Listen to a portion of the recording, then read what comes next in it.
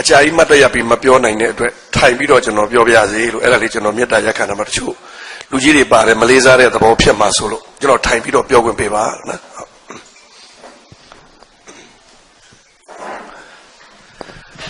အားလုံးဒီကနေ့တာမွေမြို့နယ်မြို့သားဒီမိုကရေစီအဖွဲ့ချုပ်တာမွေမြို့နယ်အတွင်းမှာနေထိုင်ကြတဲ့မိဘပြည်သူများကျွန်တော်တို့ဗမာနိုင်ငံရဲ့အသက်ဝိညာဉ်လို့ပြောနိုင်တဲ့အနာဂတ်ဖွဲ့စည်းပုံဒီမိုကရေစီအတွက်စိတ်ဝင်စားလို့လာရောက်နားထောင်ကြတဲ့ပုဂ္ဂိုလ်များအားလုံးကိုစိတ်နှပါကျမ်းမာချမ်းသာပါစေလို့ကျွန်တော်ဆုတောင်းမေတ္တာပို့သရင်နှုတ်ခွန်းဆက်ပါတယ်ကျွန်တော်ဒီနေ့ဟောပြောမယ့်အကြောင်းအရာကဖွဲ့စည်းပုံအခြေခံဥပဒေပါလေဘယ်လောက်ထိအောင်အရေးကြီးသလဲကျွန်တော်တို့အနာဂတ်မြန်မာနိုင်ငံအတွက်ဘယ်လိုဖွဲ့စည်းပုံအခြေခံဥပဒေမျိုးပေါ်ပေါက်လာအောင်ကြိုးစားအားထုတ်သင့်မလဲဆိုတဲ့အကြောင်းအရာတွေကိုဟောမှာပါကျွန်တော်မဟောခင်ပထမဦးဆုံးကျွန်တော်တင်ပြစရာရှိပါတယ်။ဘာကြောင့်ဒီဖွဲ့စည်းပုံအခြေခံဥပဒေအကြောင်းခေါင်းစဉ်ကိုတည်တရွယ်ဟောရတယ်လဲဆိုတဲ့ဟာလေးကျွန်တော်ရည်ရွယ်ချက်ကလေးကိုအရင်ပြောချင်ပါတယ်။ကျွန်တော်တို့ဗမာနိုင်ငံကိုအင်္ဂလိပ်ကနှစ်ပေါင်း100လောက်အုပ်ချုပ်ခဲ့တယ်ဒါအလုံးသိပြီပါပြီ။တော့အင်္ဂလိပ်လက်အောက်ကနေကျွန်တော်တို့လွတ်လပ်ရေးရယူဖို့အတွက်ကျွန်တော်တို့ရဲ့အမျိုးသားကောင်းဆောင်ကြီးလွတ်လပ်ရေးဖခင်ကြီးဗိုလ်ချုပ်အောင်ဆန်းကကျိုးပန်းအားထုတ်ခဲ့တဲ့နေရာမှာအမတန်မှပတ်သားစရာကောင်းတဲ့အမတန်မှအသိအမှတ်ပြုစရာကောင်းတဲ့သမိုင်းမှတ်တိုင်တိုင်းရှိပါတယ်အဲ့ဒါကဘာလို့ဆိုတော့အမတန်အမျှော်အမြင်ကြီးတဲ့ဗိုလ်ချုပ်အောင်ဆန်းကလွတ်လပ်ရေးမယူခင်ကြိုတင်ပြီးတော့မှဖွဲ့စည်းပုံအခြေခံဥပဒေတအုပ်ကိုရေးခဲ့ပါတယ်ကျွန်တော်တို့အဲ့ဒီဥပဒေကို1940ဖွဲ့စည်းအုပ်ချုပ်ပုံအခြေခံဥပဒေလို့ခေါ်ပါတယ်တချို့ကတော့1948ဖွဲ့စည်းပုံအခြေခံဥပဒေလို့ခေါ်ပါတယ်နှစ်မျိုးစလုံးမှတ်ပါတယ်ရေးဆွဲတာက1940စက်တင်ဘာလ24ရက်နေ့မှာရေးဆွဲအတည်ပြုတဲ့အတွက်1940ဥပဒေလို့ခေါ်ပါတယ်ဒါပေမဲ့တကယ်လက်တွေ့ကျင့်သုံးတာ1948ဇန်နဝါရီလ4ရက်နေ့မှာသုံးတဲ့အတွက်48ဖွဲ့စည်းပုံအခြေခံဥပဒေလို့လည်းပဲခေါ်ပါတယ်အဲ့တော့ကျွန်တော်တို့ဗမာနိုင်ငံကိုခေတ်သစ်မြန်မာနိုင်ငံလို့ပြောကြပါစို့ရှေ့ပိုင်းကဗမာမင်းတွေအုပ်ချုပ်ခဲ့တယ်မင်းများပေါ့ဗျာရှင်မယများအုပ်ချုပ်ခဲ့တယ်ရှင်များအုပ်ချုပ်တဲ့အနေအထားကနေအင်္ဂလိပ်ကကျွန်တော်တို့တိုင်းပြည်ကိုသိမ်းပိုက်ပြီးတော့ကိုလိုနီအဖြစ်ကျွန်တော်တို့ကိုအုပ်ချုပ်တယ်အင်္ဂလိပ်ဝင်လာတဲ့အချိန်မှာကျွန်တော်တို့ရှင်မယအုပ်ချုပ်တဲ့စနစ်ပြတ်သွားပါတယ်ပြီးတော့1948လွတ်လပ်ရေးရတဲ့ဒီဘက်မှာဆက်ပြီးတော့ကျွန်တော်တို့ဟာဒီမိုကရေစီဖွဲ့စည်းပုံအခြေခံဥပဒေနဲ့တိုက်ပြည်ကိုအုပ်ချုပ်ခဲ့ပါတယ်ဒီကနေ့အထိရှင်မယအုပ်ချုပ်တဲ့စနစ်ကိုကျွန်တော်တို့ပြန်မသွားတော့ပါဘူးကျွန်တော်တို့ပြည်သူလူထုရွေးကောက်တင်မြှောက်တဲ့အုပ်ချုပ်နဲ့အစပြိုးခဲ့ပြီးတော့ဒီစနစ်ဟာလည်းကမ္မကောင်းအကြောင်းမလားလို့တိတ်မကြခင်ပဲပြတ်သုံးသွားခဲ့ပါတယ်အဲ့ဒီလိုဖွဲ့စည်းပုံအခြေခံဥပဒေနဲ့အုပ်ချုပ်တဲ့စနစ်ပြတ်သုံးခြင်းနဲ့အတူကျွန်တော်တို့တိုင်းပြည်ဟာလည်းပြတ်သုံးနေပါတယ်အခုကျွန်တော်တို့ကပြန်လဲတိဆောက်မဲ့နှစ်ပေါင်း90ဖြည့်ဆည်းခံခဲ့ရတဲ့ကျွန်တော်တို့တိုင်းပြည်ကြီးကိုပြိုကျပျက်စီးနေတဲ့ကျွန်တော်တို့ရဲ့တိုင်းပြည်ကြီးကိုပြန်လဲတိဆောက်ရမယ့်အချိန်ကဒီအချိန်ဖြစ်ပါတယ်အဲ့တော့နိုင်ငံတစ်နိုင်ငံကိုတိဆောက်ဖို့ဆိုတဲ့နေရာမှာအခြေခံအကျဆုံးအကြောင်းအရာဖွဲ့စည်းပုံအခြေခံဥပဒေဖြစ်ပါတယ်အိမ်တစ်လုံးဆောက်တော့မယ်ဆိုရင်အုတ်မြစ်မချပဲဖောင်ဒေးရှင်းမချပဲမတည်ပဲအိမ်ဆောက်လို့မရပါဘူးဒီလိုပါပဲနိုင်ငံတစ်နိုင်ငံကိုပြန်လဲတိဆောက်မယ်ဆိုရင်လည်းအခြေခံအကျဆုံးအရာဟာဖွဲ့စည်းပုံအခြေခံဥပဒေဖြစ်ပါတယ်ဒါကြောင့်မို့လို့အချိန်အခါအားဖြင့်အတော်လေးတိုက်ဆိုင်ရှိနေတဲ့အတွက်ဒီကနေ့ဒီကောင်းစဉ်ကိုကျွန်တော်ဟောတာဖြစ်ပါတယ်နေရာအနှံ့မှာပဲပုံစံအမျိုးမျိုးနဲ့ဟောနေပြီမယ်လို့အကြောင်းအရာကတော့ဖွဲ့စည်းပုံအခြေခံဥပဒေကိုကျွန်တော်တို့ဗမာနိုင်ငံသားတွေသိအောင်ကျွန်တော်လိုက်ပြောနေတာပါပဲဘာကြောင့်ဒီလိုပြောရသလဲဆိုတော့အားလုံးသိကြပါတယ်ကျွန်တော်တို့နိုင်ငံကို1962ခုနှစ်စစ်တပ်ကအာဓမ္မအာဏာသိမ်းလိုက်တဲ့အချိန်ကစပြီးတော့ဖွဲ့စည်းပုံအခြေခံဥပဒေနဲ့အုပ်ချုပ်တဲ့စနစ်ပြတ်ပြားခဲ့ပါတယ်အထူးသဖြင့်အခုအသက်50အရွယ်ရှိတဲ့လူတွေရဲ့ဘဝမှာဒီမိုကရေစီဖွဲ့စည်းပုံအခြေခံဥပဒေဆိုတာသိကိုမသိပါဘူးဒီလိုအခွင့်အရေးမျိုးလည်းမရခဲ့ပါဘူးဒီလိုအခွင့်အခါလည်းမကြုံကြိုက်ခဲ့ပါဘူးဒါကြောင့်ဖွဲ့စည်းပုံအခြေခံဥပဒေဘာလဲဆိုတာကိုတောင်းနားမလည်ကြတော့ပါဘူး ကျွန်တော်တို့မြို့နေလူဒန်းစားပညာတတ်လူဒန်းစားအတော်အတန်သိပါလိမ့်မယ်သို့တော့တကယ်ကျွန်တော်တို့ရဲ့အခြေခံလူဒန်းစားဖြစ်တဲ့တောင်သူလယ်သမားတွေမသိကြပါဘူးဒါကြောင့်မို့လို့ကျွန်တော်နယ်ဒီအထိပါဆင်းပြီးတော့ဒီဖွဲ့စည်းပုံအခြေခံဥပဒေဘာလဲတိုင်းပြည်အတွက်ဘယ်လောက်အရေးကြီးသလဲ2008ဖွဲ့စည်းပုံအခြေခံဥပဒေဟာတကယ်ကျွန်တော်တို့တိုင်းပြည်ပြန်လည်တည်ဆောက်ရေးအတွက်အသုံးဝင်ပါမလားအလုပ်ဖြစ်ပါမလားမဖြစ်ရင်ကျွန်တော်တို့ဘာလုပ်ကြမှာလဲဒီအကြောင်းအရာတွေကိုကျွန်တော်တို့ဟောပြောနေတာခုလည်းပဲဒါတာမွေမြို့နယ်မှာဟောပြောဖို့ဒါအကြောင်းဆုံးလာတာဖြစ်ပါတယ်တော့ဒီအခွင့်အရေးလေးကြုံကြိုက်တုံးကျွန်တော်အနေနဲ့တဆွမ်းသမျှကျွန်တော်လေ့လာထားသမျှကျွန်တော်သိသမျှကျွန်တော်ရဲ့ဘ ഹു တုတ္တကိုမျှတယ်လို့နားလည်ပေးပါဆရာလုပ်တယ်ဟောပြောပို့ချတယ်ဆိုတဲ့ပုံစံမျိုးမဟုတ်ပါဘူးကျွန်တော်သင်တန်းတွေပေးတဲ့နေရာမှာတော့တမျိုးပေါ့ဗျာဒါတော့သင်တန်းတက်တဲ့သင်တန်းသားတွေကိုသင်တန်းပို့ချတာအခုဟာကရမီရဖလူကြီးတွေအားလုံးမှာပါပါတယ်စိတ်ဝင်စားတဲ့တခြားပုံကိုယ်တွေကျွန်တော်တဲ့အသက်အရွယ်ကြီးတဲ့လူတွေလည်းပါပါတယ်အခုကျွန်တော်ပြောမယ့်အကြောင်းအရာဆိုတချို့သိပြီးသားတွေပါပါလိမ့်မယ်မသိသေးတဲ့လူလည်းရှိပါမှာအဲ့တော့ကျွန်တော်ကတော့မသိသေးတဲ့လူတွေကိုတတ်နိုင်သမျှရည်ရွယ်ပြီးတော့ဟောသွားမယ်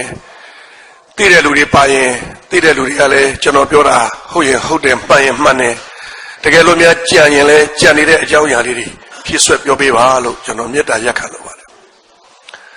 တယ်ပရိသတ်များခင်ဗျာကျွန်တော်ဟောပြောပွဲလေးစပါတော့မယ်ဘာလို့ဆိုအချိန်ကနည်းနည်းလေးနဲပါတယ်ရတဲ့အချိန်နဲတယ်ပြောချင်တဲ့အကြောင်းအရာကများတယ်ကျွန်တော်မှခေါင်းစဉ်10ခုလောက်စိတ်ကူးထားပါတယ်ပြောဖို့တော်တော်လဲအခြေအနေပေါ်မူတည်ပြီးတော့ဒီခေါင်းစဉ်10ခုတွေကကျွန်တော်ပြောနိုင်သလောက်ပြောသွားပါမယ်အားလုံးမပြောနိုင်ရင်ကျွန်တော်အရေးကြီးတဲ့ခေါင်းစဉ်တွေကိုရွေးချယ်ပြီးပြောသွားပါမယ်ပရိသတ်အနေနဲ့လည်းပဲမှတ်သားရတာလွယ်အောင်ကျွန်တော်ခေါင်းစဉ်တစ်ခုချင်းခေါင်းစဉ်လေးတွေနဲ့ပြောပါမယ်ပထမဦးဆုံးကျွန်တော်ပြောမယ့်ခေါင်းစဉ်ကဖွဲ့စည်းပုံအခြေခံဥပဒေဆိုတာဘာလဲသိပြီးတော့မှရိုးရှင်းတဲ့မေးခွန်းလေးပါဖွဲ့စည်းပုံအခြေခံဥပဒေဆိုတာဘာလဲရှင်းနေတွေကတော့သိမယ်နိုင်ငံရေးသမားတွေကတော့သိကြမယ်ဒါတောင်သူတို့အဖြေကိုနားထောင်ရင်တယောက်နဲ့တယောက်တူမှာမဟုတ်ဘူးရှင်းနေပြောတဲ့ဖွဲ့စည်းပုံအခြေခံဥပဒေရဲ့အဓိပ္ပာယ်နဲ့နိုင်ငံရေးသမားတယောက်ပြောတဲ့ဖွဲ့စည်းပုံအခြေခံဥပဒေရဲ့အဓိပ္ပာယ်ကွာသွားပါလိမ့်မယ်အဲ့တော့ကျွန်တော်ပြောမယ့်အဓိပ္ပာယ်ကရှင်းနေအပြောလည်းမဟုတ်ပါဘူးနိုင်ငံရေးသမားအပြောလည်းမဟုတ်ပါဘူးတော်တာအပြောလို့ပဲပြောကြပါစို့လူတိုင်းနားလည်အောင်ကြိုးစားပြီးတော့ကျွန်တော်ပြောမယ့်အပြောပါဖွဲ့စည်းပုံအခြေခံဥပဒေဆိုတာဘာလဲအဲ့တော့ဖွဲ့စည်းပုံအခြေခံဥပဒေဆိုတာဘာလဲဆိုတဲ့မေးခွန်းကိုတဝက်မယ်ဖွဲ့စည်းပုံခဏခြံလိုက်မယ်ဥပဒေဆိုတာဘာလဲအဲ့ဒီဥပဒေဆိုတာဘာလဲကိုကျွန်တော်တို့အရင်စဉ်းစားလိုက်ရအောင်ဒါကိုသိရင်နောက်တစ်ဆင့်တက်ပြီးတော့ဖွဲ့စည်းပုံအခြေခံဥပဒေဘာလဲဆိုတာပြောရင်လွယ်ကူကျွန်တော်တို့သဘောပေါက်သွားလိမ့်မယ်အဲ့တော့ကျွန်တော်တို့လူအဖွဲ့အစည်းမှာကျွန်တော်တို့လူသားတွေလိုက်နာဖို့ဆိုပြီးတော့စည်းကမ်းသတ်မှတ်ချက်တွေရှိပါတယ်ဥပဒေဆိုတာပေါ်တာနောက်ကြပါတယ်ဥပဒေရဲ့အရှိမဘာသာတရားတွေကစပေါ်လာတာပါဥပမာကျွန်တော်တို့ဗုဒ္ဓဘာသာမှာလွန်ခဲ့တဲ့နှစ်ပေါင်း2500လောက်ခေတ်ဘုရားဟောခဲ့တာရှိပါတယ်ဟလာပါဏာတိပါဒာဝေရာမိသိက္ခာပရသမารိယာမိအရိဏဒါနာဒါလည်းပဲပါပါတယ်နောက်တစ်ခါကာမိတုမိစ္ဆာစာရာနောက်တစ်ခါမုဒ္ဒဝါဒစသဖြင့်ဒါတွေအလုံးဟာဘုရားကလူမှန်ရင်အနှိမ့်ဆုံးလိုက်နာကြင်ကြံရမယ်စိတ်ကံတွေကိုကျင့်တရားတွေသူများအသက်ကိုမတတ်ပါနဲ့သူများပစ္စည်းကိုမခိုးပါနဲ့သူတစ်ပါးသားမယားကိုမစော်ကားပါနဲ့သူများပစ္စည်းလိမ်ညာရယူတာမလုပ်ပါနဲ့ဒါဘုရားဟောခဲ့တာဒီလိုပဲ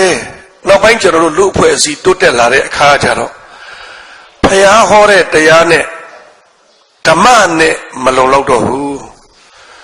ဘုရားဟောတဲ့တရားအရာတော့သူများအသက်မတတ်နဲ့ပြောတယ်တတ်တာမကောင်းဘူးပြောတယ်တကယ်လို့တတ်ခဲ့ရင်ဘုရားကချက်ချင်းလက်ငယ်လားဆိုပြီးသူ့ကိုအေးအေးယူအပြစ်ပေးတာမရှိဘူးဟလာကိုယ့်ရဲ့အကုသိုလ်အကျိုးပေးဟာတစ်ချိန်ကျတော့ခံရမယ် ငရဲလိုက်လာမယ်ဝက်လိုက်လာမယ်လောလောဆယ်တော့ဘာမှမဖြစ်ဘူးအဲ့ဒီတော့မရဘူးတပတ်ဆက်အပြင်ငါတို့အာနာဆက်ပါသုံးရမယ်သူများအတမတရအောင်တတ်တဲ့ကောင်အခုချက်ချင်းဖမ်းမယ်အခုချက်ချင်းသေတံပြန်ပေးမယ်သူဒီလိုကျွန်တော်တို့ဟာအာနာဆက်နဲ့ခုနကစီကံလေးတွေကိုသူများပစ္စည်းမခိုးရဘူးခိုးရင်ထောင်9နှစ်ချမယ်သူများအတမတရအောင်ထောင်နဲ့တက်ချမယ်တကြီးတွေတတ်ရင်သေတံပေးမယ်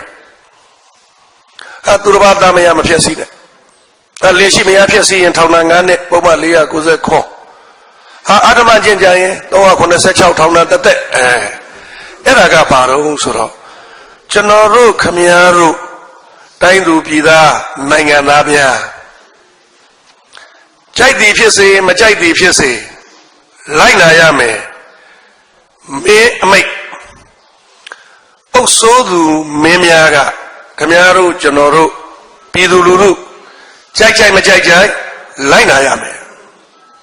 မလိုက်နာရင်အေးအေးယူအပြစ်ပေးခံရမယ်လို့သတ်မှတ်ထားတဲ့စီးမြင်တွေကိုကျွန်တော်တို့က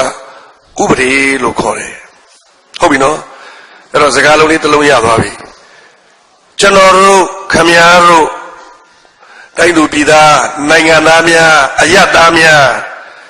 ကြိုက်ကြိုက်မကြိုက်ကြိုက်မလိုက်နာမနေရလိုက်နာရမယ်အဲ့ဒါဘာလို့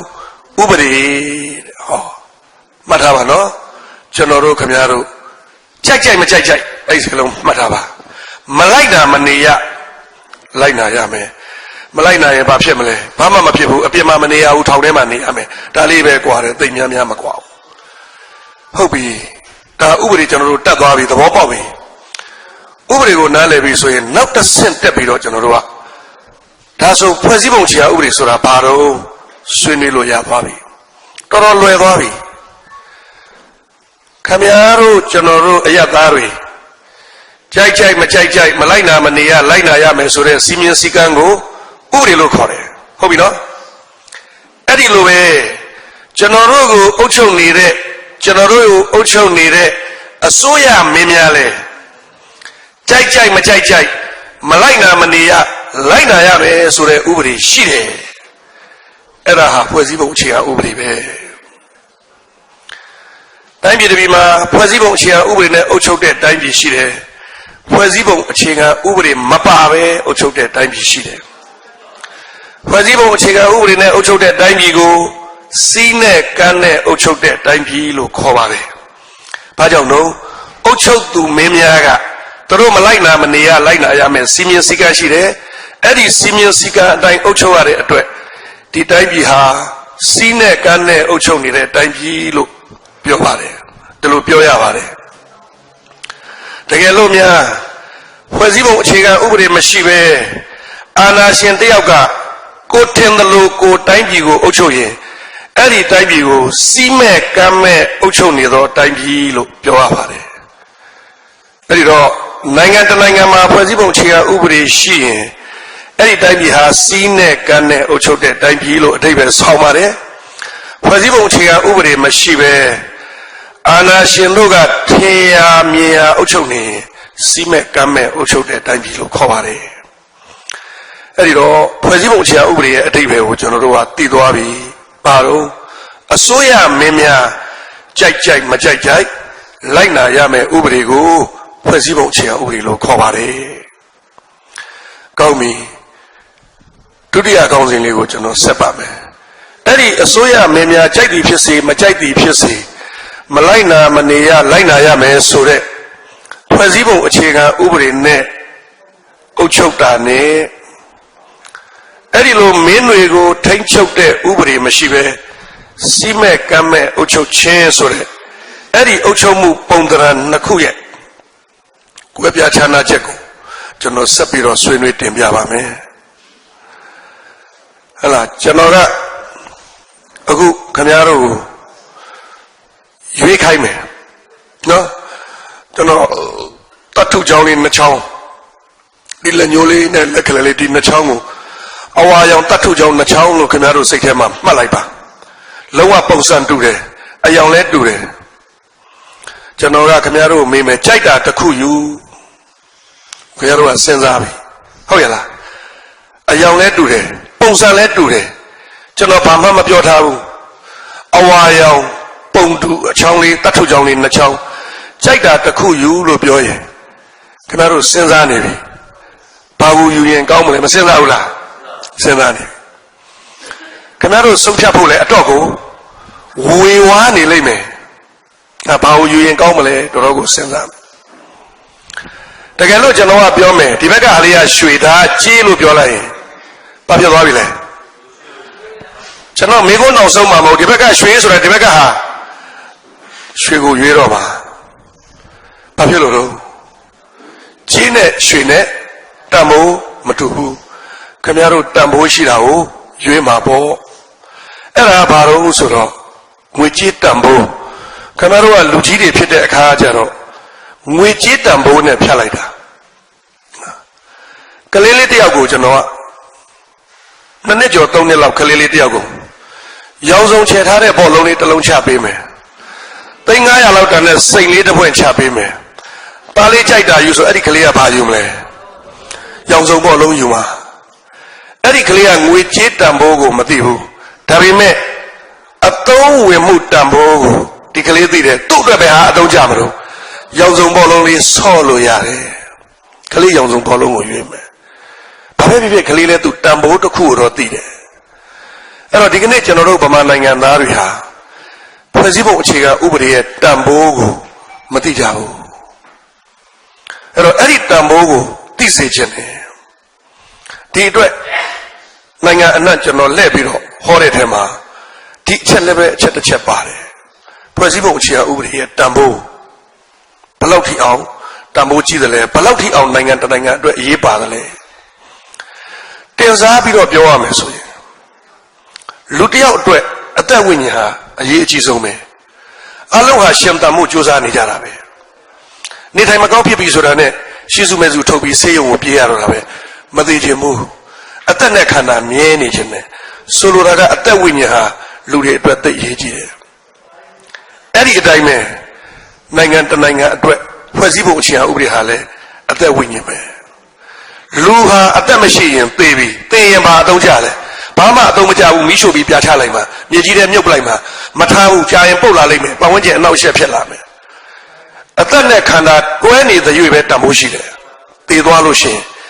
ဒီရုပ်အလောင်းကြီးဟာဘာတန်ဖိုးမှမရှိတော့ဘူးဟုတ်ပြီဒီတိုင်းပဲနိုင်ငံတနိုင်ငံဟာလည်း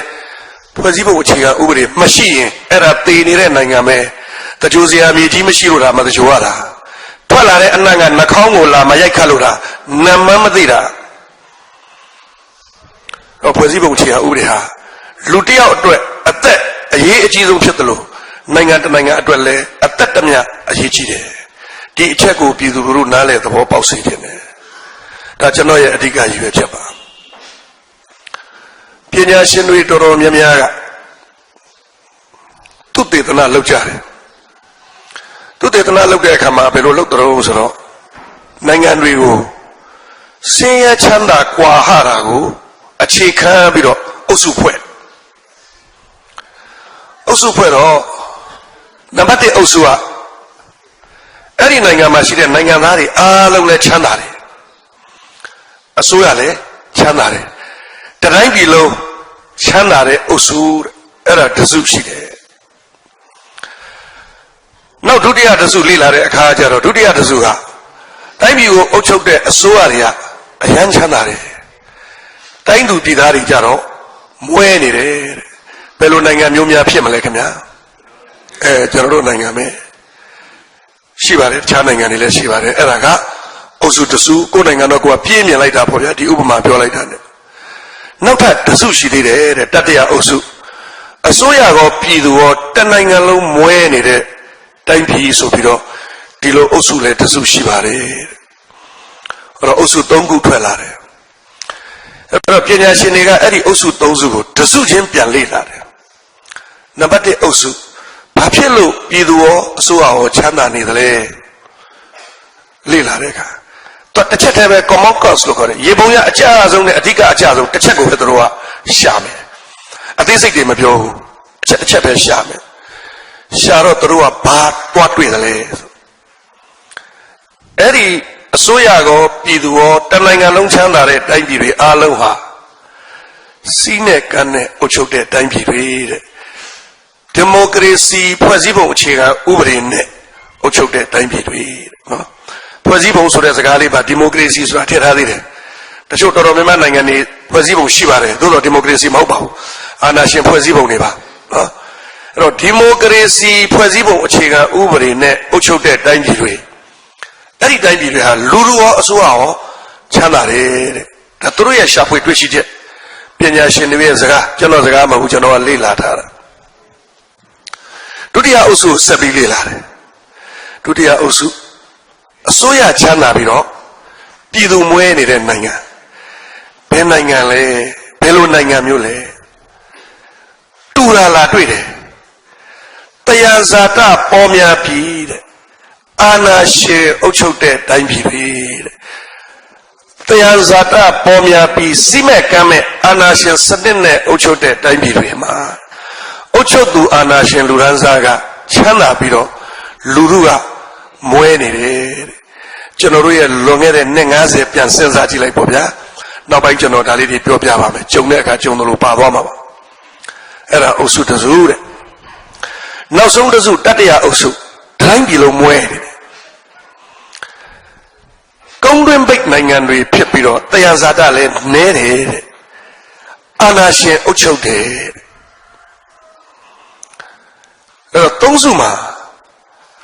ဆင်းရဲတဲ့လူလူဆင်းရဲတဲ့နှစ်စုနှစ်နဲ့သုံးကလူလူဆင်းရဲတယ်တစ်ကလူလူချမ်းသာတယ်အစိုးရလည်းချမ်းသာတယ်နှစ်ကလူလူမွဲတယ်အစိုးရပဲချမ်းသာတာသုံးကလူလူရောအစိုးရရောမွဲတယ်အဲ့ဒီအုပ်စုသုံးစုထဲမှာထပ်ပြီးတော့သူကခွဲတာလူလူမွဲနေတဲ့နှစ်အုပ်စုနဲ့လူလူချမ်းသာတဲ့တအုပ်စုဘာချမ်းသာတယ်လဲဆိုတော့ကြည့်လိုက်တဲ့အခါကျတော့တခုတည်းပဲအဲ့ဒီလူလူမွဲနေတဲ့တိုင်းပြည်အလုံးဟာအာဏာရှင်တွေအုပ်ချုပ်တဲ့တိုင်းပြည်စီးမဲ့ကမ်းမဲ့အုပ်ချုပ်တဲ့တိုင်းပြည်ဒီမိုကရေစီဖွဲ့စည်းပုံအခြေခံဥပဒေမပါဘဲနဲ့အာဏာရှင်တွေထင်ရမြင်ရအုပ်ချုပ်တဲ့တိုင်းပြည်ပြည်သူတွေချမ်းသာတဲ့တိုင်းပြည်တိုင်းဟာဒီမိုကရေစီဖွဲ့စည်းပုံအခြေခံဥပဒေနဲ့အုပ်ချုပ်တဲ့တိုင်းပြည်စဉ်းစားစရာတော်တော်ကောင်းတယ်တတိပြုမိဖို့ကျွန်တော်တို့ကောင်းတဲ့အချက်အဲ့ဒီမှာသူကအဲ့ဒီဥပမာတွေကနေပြီးတော့တစ်ခုနိုင်ငံတနိုင်ငံကိုသူကထောက်ပြပြီးတော့ဆွေးနွေးပြတယ်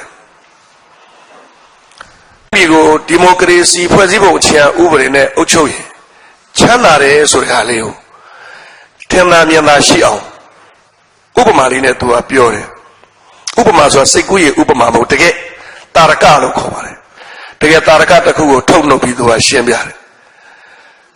စင်ကာပူနိုင်ငံကိုရှင်းပြပါတယ်စင်ကာပူနိုင်ငံဆိုတာကျွန်တော်တို့အရှေ့တောင်အာရှအာဆီယံအဖွဲ့ဝင်10နိုင်ငံနဲ့တစ်နိုင်ငံမှာမြေပုံမှာကြည့်ရင်ခဲတာအဆက်ကလေးတစ်ဆက်လောက်ပဲရှိပါတယ်တိတိလေးပါဘာတရားဇာတမှမထွက်ဘူးခင်ဗျရေတောင်မထွက်ပါဘူးခင်ဗျရေကိုမလေးရှားကနေဝယ်ပြီးတော့တောက်နေရပါတယ်ကျွန်တော်တို့တောက်နေတဲ့ရေသန့်1လီတာတပူးစင်ကာပူဒေါ်လာတစ်ချက်ခွဲပေးရပါတယ်တစ်ချက်ခွဲအတော်ဈေးကြီးတယ်ဗမာငွေ1000ကျော်တယ်2လီတာကိုကာကိုလာတပူးမှတစ်ချက်ပဲရှိတယ်နော်ရေအဲ့လောက်ထိဈေးကြီးတယ်ပြောချင်တာရေတောင်မထွက်ဘူးမြေကြီးကိုတွေးရင်မြေကြီးထဲမှာဘာရှိလဲဆိုဘာမှမရှိဘူးတဲတောင်မထွက်ဘူးတဲတို့ရှိမှတိုက်ဆောက်ဖို့တဲကိုဗမာပြည်ကဝယ်ရပါတယ်အဲ့ဒီလောက်ထိအောင်သဘာဝတရားဇာတခေါင်းပါတဲ့စင်ကာပူနိုင်ငံဟာအရှေ့တောင်အာရှမှာအချမ်းသာဆုံးနိုင်ငံတဲ့ခင်ဗျားတို့စဉ်းစားကြည့်ပါစီးနဲ့ကမ်းနဲ့အုပ်ချုပ်တဲ့တိုင်းပြည်ဒီမိုကရေစီဖွဲ့စည်းပုံအခြေခံဥပဒေနဲ့အုပ်ချုပ်တဲ့တိုင်းပြည်တချို့ပညာရှင်တွေကဝေဖန်တယ်စင်ကာပူရဲ့ဖွဲ့စည်းပုံဒီမိုကရေစီအစစ်မဟုတ်သေးဘူးတဲ့မှန်တယ်တကယ်တင်ပြကြပြဒီမိုကရေစီလားဆိုတော့မဟုတ်သေးပါဘူးဒါပေမဲ့တကယ်လူလူရွေးချယ်တဲ့အစိုးရအုပ်ချုပ်တာတော့အမှန်ပါပဲအဲ့ဒီတော့ဒီမိုကရေစီဖွဲ့စည်းပုံအခြေခံဥပဒေနဲ့အုပ်ချုပ်ရင်တိုင်းပြည်ချမ်းသာတယ်လူလူချမ်းသာတယ်ဆိုတာကျွန်တော်တို့ဗမာတွေဝေးဝေးကြည့်စရာမလိုဘူးကျွန်တော်တို့အာဆီယံအဖွဲ့ဝင်နိုင်ငံတနိုင်ငံပြီးတော့ အသေးဆုံးနိုင်ငံလူဦးရေ6 တန်း5 တန်းခွဲ6 တန်းပဲရှိတယ်အဲ့ဒီကျွန်းနိုင်ငံလေးသဘာဝတရားဇာတလုံးဝမရှိတဲ့ကျွန်းနိုင်ငံလေးဟာဒီကနေ့ကျွန်တော်တို့အာရှတိုက်မှာအရှေ့တောင်အာရှမှာအချမ်းသာဆုံးဖြစ်နေတာဟာခုနကကျွန်တော်ပြောတဲ့စီးနဲ့ကန်းနဲ့ဖွဲ့စည်းပုံအခြေခံဥပဒေနဲ့အုပ်ချုပ်လို့ဒါကျွန်တော်တို့မှတ်သားစရာအကောင်းတဲ့ဥပမာလေးတွေပေါ့ဗျာနောက်တစ်ခုပြောလို့ရသေးတယ်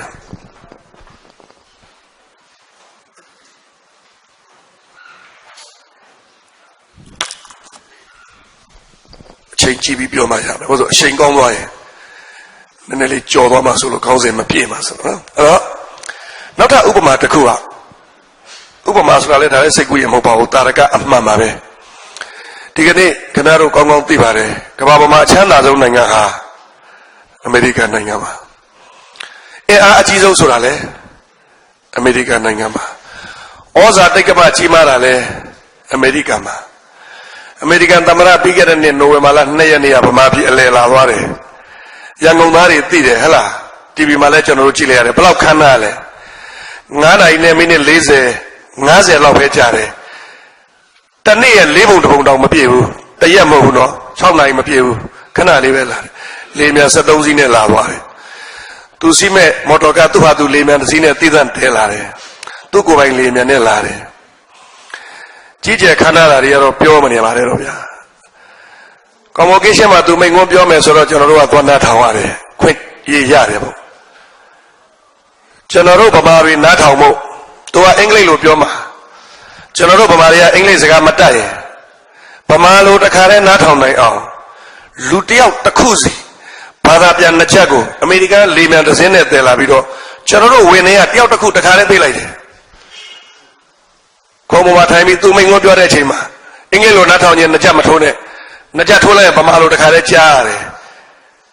အဲ့ဒီအမေရိကန်သမ္မတတယောက်လာပြီးဗမာပြည်မှာတနာရီမိန့်ခွန်းပြောဖို့အတွက်ဗမာတွေနားထောင်ဖို့2 ချက်အလုံး9000လောက်ကိုလေမြန်နဲ့တည်လာပြီးကျွန်တော်တို့ပေးတယ်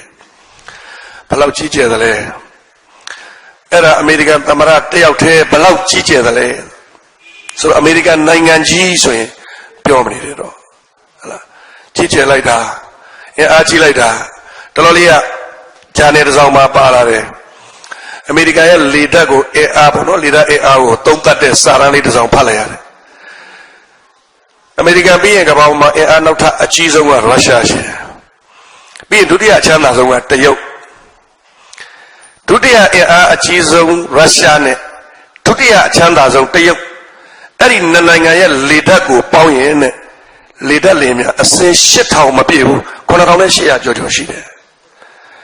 အမေရိကန်တနိုင်ငံထဲမှာ2400ရှိတယ်ဟိုနှစ်နိုင်ငံပေါင်းတာအမေရိကန်ရဲ့3 ပုံ 1 ပုံတောင်မရှိဘူးတဲ့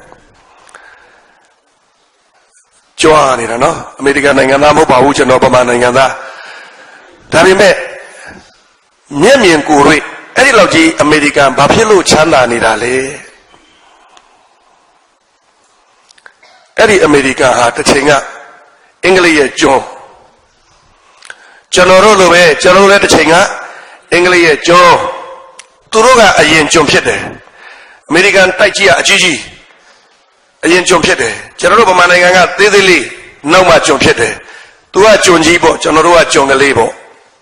အမေရိကန်နဲ့ဗမာသားပဲသူလည်းကျွန်းအင်္ဂလိပ်ရဲ့ကျွန်းကျွန်တော်တို့လည်းအင်္ဂလိပ်ရဲ့ကျွန်းပဲသူကနည်းနည်းကြီးတော့သူ့ကျွန်းကြီးလို့ပြောရမယ်ကျွန်တော်တို့ကနည်းနည်းသေးတော့ကျွန်းကလေးပဲ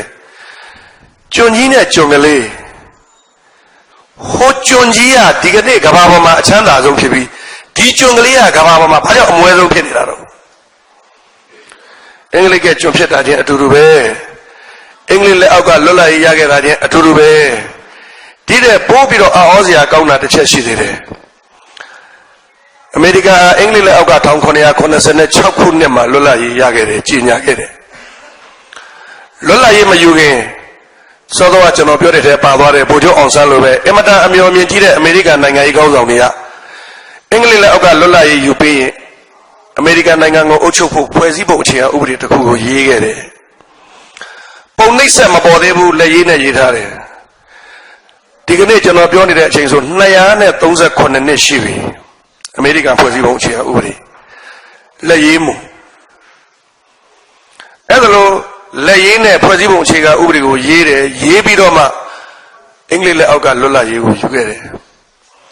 အလားတူကျွန်တော်တို့ဗမာလဲအင်္ဂလိပ်လက်အောက်ကလွတ်လပ်ရေးကိုယူခါနီးမှာဗိုလ်ချုပ်အောင်ဆန်းကအမျှော်အမြင်ကြီးကြီးနဲ့ကျွန်တော်ခုနကပြောတဲ့1940ဖွဲ့စည်းပုံအခြေခံဥပဒေကိုရေးဆွဲခဲ့တယ်ပြီးတော့မှလွတ်လပ်ရေးယူတယ်အဲ့တော့ဟိုကျွန်းကြီးကလည်းလွတ်လပ်ရေးမယူခင်ဖွဲ့စည်းပုံရေးတယ်ဒီဘက်ကကျွန်းကလေးလည်းလွတ်လပ်ရေးမယူခင်ဖွဲ့စည်းပုံရေးတယ်ကျွန်းကြီးကလွတ်လပ်ရေးယူပြီးတာနဲ့ဖွဲ့စည်းပုံအခြေခံဥပဒေနဲ့အုပ်ချုပ်တယ်ဒီဘက်ကကျွန်းကလေးလည်းလွတ်လပ်ရေးယူပြီးတာနဲ့ဖွဲ့စည်းပုံအခြေခံဥပဒေနဲ့အုပ်ချုပ်တယ်အဲ့ဒီလောက်တမိုင်းဖြစ်စဉ်တူနေပါလျက်ဟိုကျွန်းကြီးကကဘာပေါ်မှာအချမ်းသာဆုံးဖြစ်ပြီးဒီဘက်ကကျွန်းကလေးကဘာကြောင့်ကဘာပေါ်မှာအဆင်းရဲဆုံးဖြစ်နေတာတော့စဉ်းစားစရာမရှိဘူးလားစဉ်းစားရမယ်အဖြေလဲရှိနေတယ်ဟိုကျွန်းကြီးက1986ခုနှစ်မှာရေးဆွဲခဲ့တဲ့ဖွဲ့စည်းပုံအခြေခံဥပဒေကိုဒီကနေ့အထိအဆက်မပြတ်ကျင့်သုံးခဲ့တယ်239နှစ်ရှိပြီတိုင်းပြည်ကိုစီးနဲ့ကမ်းနဲ့အုပ်ချုပ်လာတာ239နှစ်ရှိပြီအဲ့ဒီအကျိုးကဘာတော့ဒီကနေ့ကမ္ဘာပေါ်မှာအချမ်းသာဆုံးအင်အားအကြီးဆုံးဩဇာတိတ်ကမအရှိဆုံးဒီဘက်ကကျွန်တော်တို့ကျွန်းကလေးဖြစ်တဲ့ဗမာနိုင်ငံကအင်္ဂလိပ်လက်အောက်ကလွတ်လပ်ရေးယူပြီးဖွဲ့စည်းပုံအခြေခံဥပဒေနဲ့အုပ်ချုပ်ခဲ့တာမှန်တယ်ဒါပေမဲ့73နှစ်နဲ့2လနဲ့2ရက်ပဲကျွန်တော်တို့အုပ်ချုပ်ခွင့်ရခဲ့တယ်ကျွန်တော်တို့နိုင်ငံရဲ့အာဏာကိုစစ်တပ်ကအဓမ္မသိမ်းလိုက်တဲ့အတွက်62ခုနှစ်မတ်လ2ရက်နေ့နောက်ပိုင်းဖွဲ့စည်းပုံအခြေခံဥပဒေနဲ့အုပ်ချုပ်တဲ့စနစ်ပြတ်သွားတယ်တနည်းအားဖြင့်စီးနဲ့ကမ်းနဲ့အုပ်ချုပ်တဲ့စနစ်ပြတ်ပြီးစီးမဲ့ကမ်းမဲ့အုပ်ချုပ်တဲ့စနစ်အောက်ကိုရောက်သွားတယ်အဲ့ဒီအကျိုးဆက်ကျွန်တော်တို့ဒီကနေ့အစဉ်အဆုံးဖြစ်သွားတယ်ဒါအမေရိကန်နဲ့ကျွန်တော်ရှင်းပြတာနောက်ဆုံးဥပမာတစ်ခုကျွန်တော်ပေးပြီးရှင်းပြပါမယ်သူများနိုင်ငံဥပမာတွေပေးတဲ့အခါကျတော့တချို့သိချင်မှသိမယ်ဟောအမေရိကန်ကြီးကျယ်တယ်ချမ်းသာတယ်ဒါကျွန်တော်အပြောပဲရှိတယ်တချို့သိမယ်ဒါတချို့သိချင်မှသိမယ်စင်ကာပူဘာဖြစ်တယ်ညာဖြစ်တယ်တချို့သိမယ်တချို့သိချင်မှသိမယ်ဗမာလူမျိုးမှန်ရင်ဘယ်လို့မှကျွန်တော်တို့မသိပါဘူးလို့ပြောလို့မရတဲ့ဥပမာတစ်ခုနဲ့ကျွန်တော်ပြောပြပါမယ်ကျွန်တော်တို့ဗမာနိုင်ငံလွတ်လပ်ရေးမရခင်ရှေ့ပိုင်းကာလလေးကိုစဉ်းစားကြည့်ရအောင်1948ရှေ့ပိုင်းကာလလေးကိုနည်းနည်းလောက်စဉ်းစားကြည့်ရအောင်ကျွန်တော်တို့ကိုအင်္ဂလိပ်အုပ်ချုပ်နေတာကိုကျွန်တော်တို့ကမကြိုက်ဘူးအမျိုးစုံတော်လှန်နေကြတယ်နောက်ဆုံးအင်္ဂလိပ်ကိုတော်လှန်ဖို့ကျွန်တော်တို့ဗမာကြီးပဲမဖြစ်ဘူးဟုတ်လားနိုင်ငံခြားအကူအညီယူမှရတော့မယ်ကျွန်တော်တို့ဘယ်သူသွားအကူအညီတောင်းလိုက်သလဲဂျပန်သွားအကူအညီတောင်းတယ်နော်တကယ်တော့ဂျပန်ကကျွန်တော်တို့မခေါ်လဲလာတော့မှာဒုတိယကမ္ဘာစစ်ကစနေပြီတိတ်မှာအာရှတိုက်တိုင်းလုံးသူတို့ကတိတ်မှာplanဆွဲပြီးသားဒါတော့အကြောင်းကတိုက်ဆိုင်သွားတယ်အဲ့တော့ကျွန်တော်တို့ကဂျပန်ကိုသွားခေါ်လာတယ်ဂျပန်ကိုခေါ်လာတော့ဂျပန်ကဘုံကျဲပြီးတော့ဝင်လာတယ်အင်္ဂလိပ်ကမြေလံမီးရှို့စနစ်နဲ့ဆုတ်ပေးရတယ်ရှုံးတော့အင်္ဂလိပ်ကမြေလံမီးရှို့ဆိုတာကဂျပန်ကဝင်လာတဲ့အင်္ဂလိပ်ကဆုတ်တဲ့အခါမှာအားလုံးမီးရှို့သွားတာတရားမှန်သမျှချိုးတယ်ဘုံခွဲတယ်စားရရိတ်ခါကိုယ်တော်မှန်သမျှယူနိုင်တဲ့လောက်ကိုယူပြီးကျန်တဲ့ဟာအားလုံးမီးရှို့ပလိုက်တယ်နောက်ကဝင်လာတဲ့ဂျပန်နေစားမှဆိုလို့ရိတ်ခါဖြတ်တာမြေလံမီးရှို့စနစ်နဲ့ဆုတ်သွားတယ်ဒါအင်္ဂလိပ်ကဆုတ်သွားတာဟောပြီးတော့ဂျပန်ပေးတဲ့လွတ်လပ်ရေးရွှေရည်စိမ်းနဲ့မကောင်းဘူးတဲ့ဂျပန်လာမှပဲလက်သေးကောင်အခွာခါတော့တယ်ရေနွေးဘူးလောင်းခါတယ်အိမ်ကကြက်ဘဲဝဲမခံနိုင်တော့ဘူးပြတ်သက်ပြီးစားတယ်သားမယားအပြစ်မထွက်ရဲဘူးဂျပန်လာမှအင်္ဂလိပ်တော့အဲ့လောက်မဆိုးဘူးဂျပန်ပို့ဆိုတဲ့ပြန်ချမယ်အင်္ဂလိပ်နဲ့ပေါင်းပြီးတော့ပြန်ချတယ်ဒါဒီအလုံးသိတာပဲလို့ကြည့်အဲ့တော့အင်္ဂလိပ်နဲ့ပေါင်းပြီးဂျပန်ပြန်ချတော့ဂျပန်ကဘယ်လိုဆုတ်တော့ရွှေလန်းငွေလန်းခင်းပြီးဆုတ်တာမဟုတ်ဘူးအားလုံးမီးရှို့သွားတာအဲ့တော့အစုံအစမ်းမီးရှို့တော့ကျွန်တော်တို့တိုင်းပြည်ကဘာကြံတယ်လဲပြာပုံမဲကြံတယ်တချို့ကဘာမှမကြံဘူးပြောတော့ကျွန်တော်ကမဟုတ်ပါဘူးဗျာဘာမှမကြံဘူးတော့မပြောပါနဲ့ကြံပါတယ်ပြာပုံတော့ကြံပါတယ်အဲ့တော့လွတ်လပ်ရေးမရခင်1940ခုကျွန်တော်တို့တိုင်းပြည်မှာပြာပုံတွေကြံရစ်ခဲ့တယ်တိတ်မဝဲတယ်တိတ်ဆင်းရဲတယ်ဆိုတာကိုပြောချင်တာပါနောက်ဆုံးလွတ်လပ်ရေးစကားပြောတဲ့အခါကျတော့အပေးယူစကားပြောတဲ့အခါမှာနောက်ဆုံးကျွန်တော်တို့ကဘာသဘောတူပေးရတယ်လဲဆိုတော့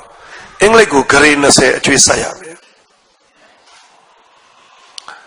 တိုင်းပြည်ပြန်လည်ထူထောင်ရေးအတွက်အင်္ဂလိပ်ကိုကျွန်တော်တို့ကယူထားတဲ့ပိုက်ဆံအကျွေးဂရိ20အဲ့တော့လွတ်လပ်ရေးယူတဲ့အချိန်1948မှာကျွန်တော်တို့ရဲ့ပိုင်ဆိုင်မှုဟာစောစောကကျွန်တော်ပြောတဲ့ပြပုံရဲ့အင်္ဂလိပ်ကိုစက်စရာဂရိအကျွေး20ရဲ့အဲ့ဒီအနေအထားကနေကျွန်တော်တို့လွတ်လပ်ရေးယူခဲ့တယ်လွတ်လပ်ရေးယူပြီးကျွန်တော်တို့တိုင်းပြည်အခြေအနေကောင်းသလားလွတ်လပ်ရေးယူတာ1948ဇန်နဝါရီ4ရက်နေ့မတ်လ28ရက်နေ့မှာကွန်မြူနစ်တွေတောခုပြီပြည်တွင်းစစ်စတော့မယ်နိုင်ငံရေးမတည်ငြိမ်ဘူးကွန်မြူနစ်ကွဲသွားပြီတောခုပြီဩဂတ်ကျတော့ရဲဘော်ပြူထတ်တောခုတယ်1948နှစ်ကုန်ပိုင်းလောက်မှာပဲတပ်မတော်တပ်ရင်တပ်ဖွဲ့တွေတောင်အချို့တောခုကုန်တယ်1949 50ရောင်စုံတပုံထားတယ်အဓိကကရင်တပုံထားတယ်ရန်ကုန်ခဝဲချံတောင်ကရင်သိမ်းလိုက်ပြီဗမာနိုင်ငံတနိုင်ငံလုံးရောင်စုံတပုံလက်အောက်ရောက်သွားတယ်ရန်ကုန်မြို့လေးတစ်မြို့ပဲအစိုးရရဲ့အုပ်ချုပ်မှုအောက်မှာရှိတယ်ဥနုအစိုးရကိုရန်ကုန်အစိုးရလို့ခေါ်တယ်မြန်မာနိုင်ငံအစိုးရလို့တောင်မခေါ်တော့ဘူးအဲ့ဒီလောက်ထိအောင်တိုင်းပြည်အခြေအနေဆိုးရွားသွားတယ်ဒါပေမဲ့နောက်ဆုံးအိန္ဒိယအကူအညီနဲ့ကျွန်တော်တို့လက်နဲ့အထောက်ပံ့ရတယ်ပြန်တိုက်တယ်ရောင်စုံတပုံလက်အောက်ကနေတပ်မတော်ကတိုင်းပြည်ကိုပြန်ပြီးတော့ကယ်တင်ခဲ့တယ်ဒီအတွက်လည်းပြည်သူလူထုကတပ်မတော်ကိုအဲ့ဒီအချိန်ကအလောအမင်းချစ်ခဲ့တယ်ဒေါ်လာရင်းနေမှာပြည်သူလူထုပန်းကုန်းတွေဆွတ်တယ်တချို့ဆိုဖက်ပြီးတော့နမ်းတယ်တကယ်အဲ့လောက်ထိကျွန်တော်တို့ချစ်ခဲ့ရတယ်ဟုတ်ပြီဒါထားပါတော့เนาะဒါကတော့တစ်ချိန်ကဟာလေးအလုံးပြေပြန်ပြောတာပါအဲ့ဒီကနေတခါ1950နဲ့53ကျတော့ပြည်သူစစ်ပြီးသွားပြီနိုင်ငံရေးပြန်တည်ငြိမ်လာတယ်ရွေးကောက်ပွဲပြန်လုပ်တယ်ဥနုအစိုးရပဲကျွန်တော်တို့ပြန်တက်တယ်56လောက်ကျတော့အဲ့ဒီအချိန်ကအာဏာရပစဖလာပါတီထဲမှာနှစ်ချမ်းကွဲလာတယ်ဥပဆွေဥကျော်ငိမ့်အုပ်စုနဲ့ဥနုဥတင်အုပ်စုဆိုပြီးတော့ပါတီနှစ်ချမ်းကွဲဖို့အကြောင်းဖန်လာတယ်ဆရာကြီးသခင်ကိုတော်မိုင်းကတော်တော်စစ်ဆက်ပြီးတော့လဲအဆင်မပြေဘူးနောက်ဆုံးတီမြဲပစဖလာနဲ့တန်ရှင်းပစဖလာဆိုလုံးဝပါတီနှစ်ချမ်းကွဲပါတယ်နှစ်ချမ်းကွဲတဲ့နေရာမှာအမတ်အများစုကတီမြဲဘက်ကရပ်လိုက်တဲ့အတွက်ပါလီမန်ကိုဥနုထိန်းချုပ်ဖို့တော်တော်ကိုခက်သွားတယ်အဲ့ဒီအချိန်ဒီမှာတပ်မတော်ကအာဏာသိမ်းဖို့ကြံစည်ခဲ့တယ်အဲ့တော့အဲ့ဒါလိုအာဏာသိမ်းဖို့ကြံစည်တယ်ဆိုတာတမိုင်းမှာတော့ကြံစည်တယ်ပေါ့ဗျာဥနုကလွှဲပေးလိုက်တယ်ပေါ့တိုးတော်လည်းပဲတကယ်ဖြစ်ရမှန်ကတော့သိမ်းပြီးပြီတော့သိမ်းပြီးပြီဆိုတဲ့အကြောင်းဥနုကိုသွားပြီးတော့ဗိုလ်ချုပ်မောင်မောင်ရဲ့ဗိုလ်ချုပ်တင်ဖေးရဲ့ဗိုလ်ချုပ်အောင်ကြီးရဲ့သွားပြောတယ်ပေါ့ပြောတော့ကျွန်တော်တို့သိမ်းဖို့စီစဉ်ပြီးပြီလို့ပြောလိုက်တဲ့စကားကိုဥနုကကောက်ပြီးတော့မင်းတို့မသိမ်းနဲ့သိမ်းရင်စစ်တပ်နာမည်ပြတ်သွားမယ်အမဲဆက်ဖြစ်သွားလိမ့်မယ်ငါလွှဲပေးမယ်လို့ပြောလိုက်လို့အာဏာလွှဲပေးလိုက်ရတယ်58ခုနှစ်မှာနိုင်ငံရေးအာဏာကိုဗိုလ်ချုပ်ကြီးနေဝင်းကိုအိမ်ဆောင်အစိုးရဝန်ကြီးချုပ်အဖြစ်ခန့်ပြီးတော့နိုင်ငံတော်အာဏာကိုသူ့လက်ထဲထည့်ပေးလိုက်ရတယ်အတုံးကတော့6လဆိုအပ်တာပဲမရတော့နောက်6လနဲ့ဒီလိုနဲ့အလုံး2နှစ်ဖြစ်သွားတယ်2နှစ်အာဏာသိမ်းခံလိုက်ရတယ်ပေါ့ဗျာပြီးတော့1960မှာရွေးကောက်ပွဲလုပ်ပြီးတယ်ဥနုပြန်နိုင်တယ်ဥနုကိုအာဏာလွှဲပေးတယ်တနစ်ခွဲလောက်ကြာ1960နဲ့မတ်လ2ရက်နေ့မှာဥနေဝင်းကအာဏာကိုပြန်သိမ်းလိုက်တယ်ကိုင်းများပြန်သုတ်တက်ကြည့်ရအောင်1948လွတ်လပ်ရေးရတဲ့နေ့ကနေအာဏာသိမ်းခံလိုက်ရတဲ့1962ခုနှစ်မတ်လ2ရက်နေ့အထိကျွန်တော်တို့တိုင်းပြည်နိုင်ငံရေးတည်ငြိမ်မှုဘာများရှိသလဲဘာများကောင်းသလဲဘာတစ်ခုမှမကောင်းခဲ့ဘူးဒါပေမဲ့အဲ့ဒီလောက်နိုင်ငံရေးမတည်မငြိမ်တဲ့အခြေအနေဇိုးနဲ့ကြုံခဲ့ရတာတောင်ကျွန်တော်တို့ဗမာနိုင်ငံရဲ့ကြံတဲ့စီးပွားရေးလူမှုရေးအခြေအနေတွေကိုလေ့လာကြည့်ရအောင်အာဏာသိမ်းတဲ့1962ခုနှစ်မတ်လ2ရက်နေ့မှာကျွန်တော်တို့ဗမာနိုင်ငံရဲ့ဒဏအင်အားဘယ်လောက်ရှိတယ်ထင်လဲအရှိတောင်အာရှမှာအချမ်းသာဆုံးဒီကနေ့စင်ကာပူရဲ့ဘွဲကလွန်ခဲ့တဲ့1962ခုနှစ်လွန်ခဲ့တဲ့52ခုနှစ်ကကျွန်တော်တို့ဗမာပိုင်တဲ့ဘွဲအာရှမှာစီးပွားရေးအရာအတောင့်တင်းဆုံးကဂျပန်ပြီးရင်ဗမာအဲ့ဒီလောက်ထိအောင်ကျွန်တော်တို့ကချမ်းသာခဲ့တယ်နိုင်ငံရေးမတည်ငြိမ်ဘူးနော် အဲ့ဒါတကိစ္စပဲသို့တော့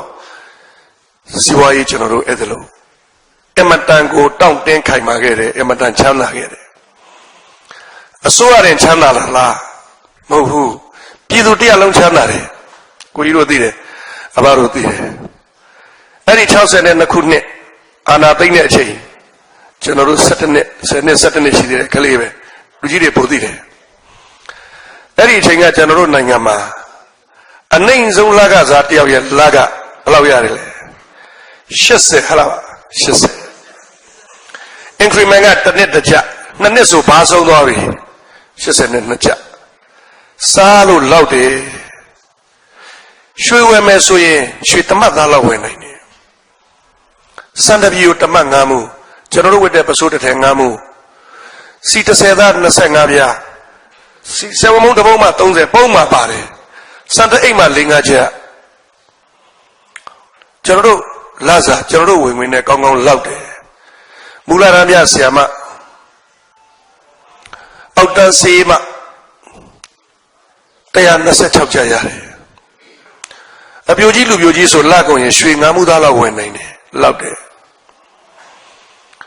ကျွန်တော်ဟောပြောပွဲတစ်ခုမှာဟောပြောပွဲဆိုမမရရအမျိုးသမီးကြီးပဲအယောက်30အဲ့နေကငိမ့်ဖောင်ဒေးရှင်းကလုပ်တဲ့ဒီ CSO တွေပေါ့အမျိုးသမီးလူမှုအဖွဲ့အစည်းတွေကအမျိုးသမီးကောင်းဆောင်တွေကြီးပဲပွဲလေးတစ်ပွဲလုပ်တော့ကျွန်တော်ကပြောပြတယ်အဲ့လိုပဲစကားလမ်းကြောင်းတက်နာနဲ့ငွေတန်ဖိုးအကြောင်းပြောရင်ကျွန်တော်တို့တစ်ချိန်ကဗမာနိုင်ငံရဲ့ကျွန်တော်တို့နိုင်ငံသားတွေရဲ့အဆင့်အတန်းကျွန်တော်တို့ရဲ့ငွေကြေးခိုင်မာပုံ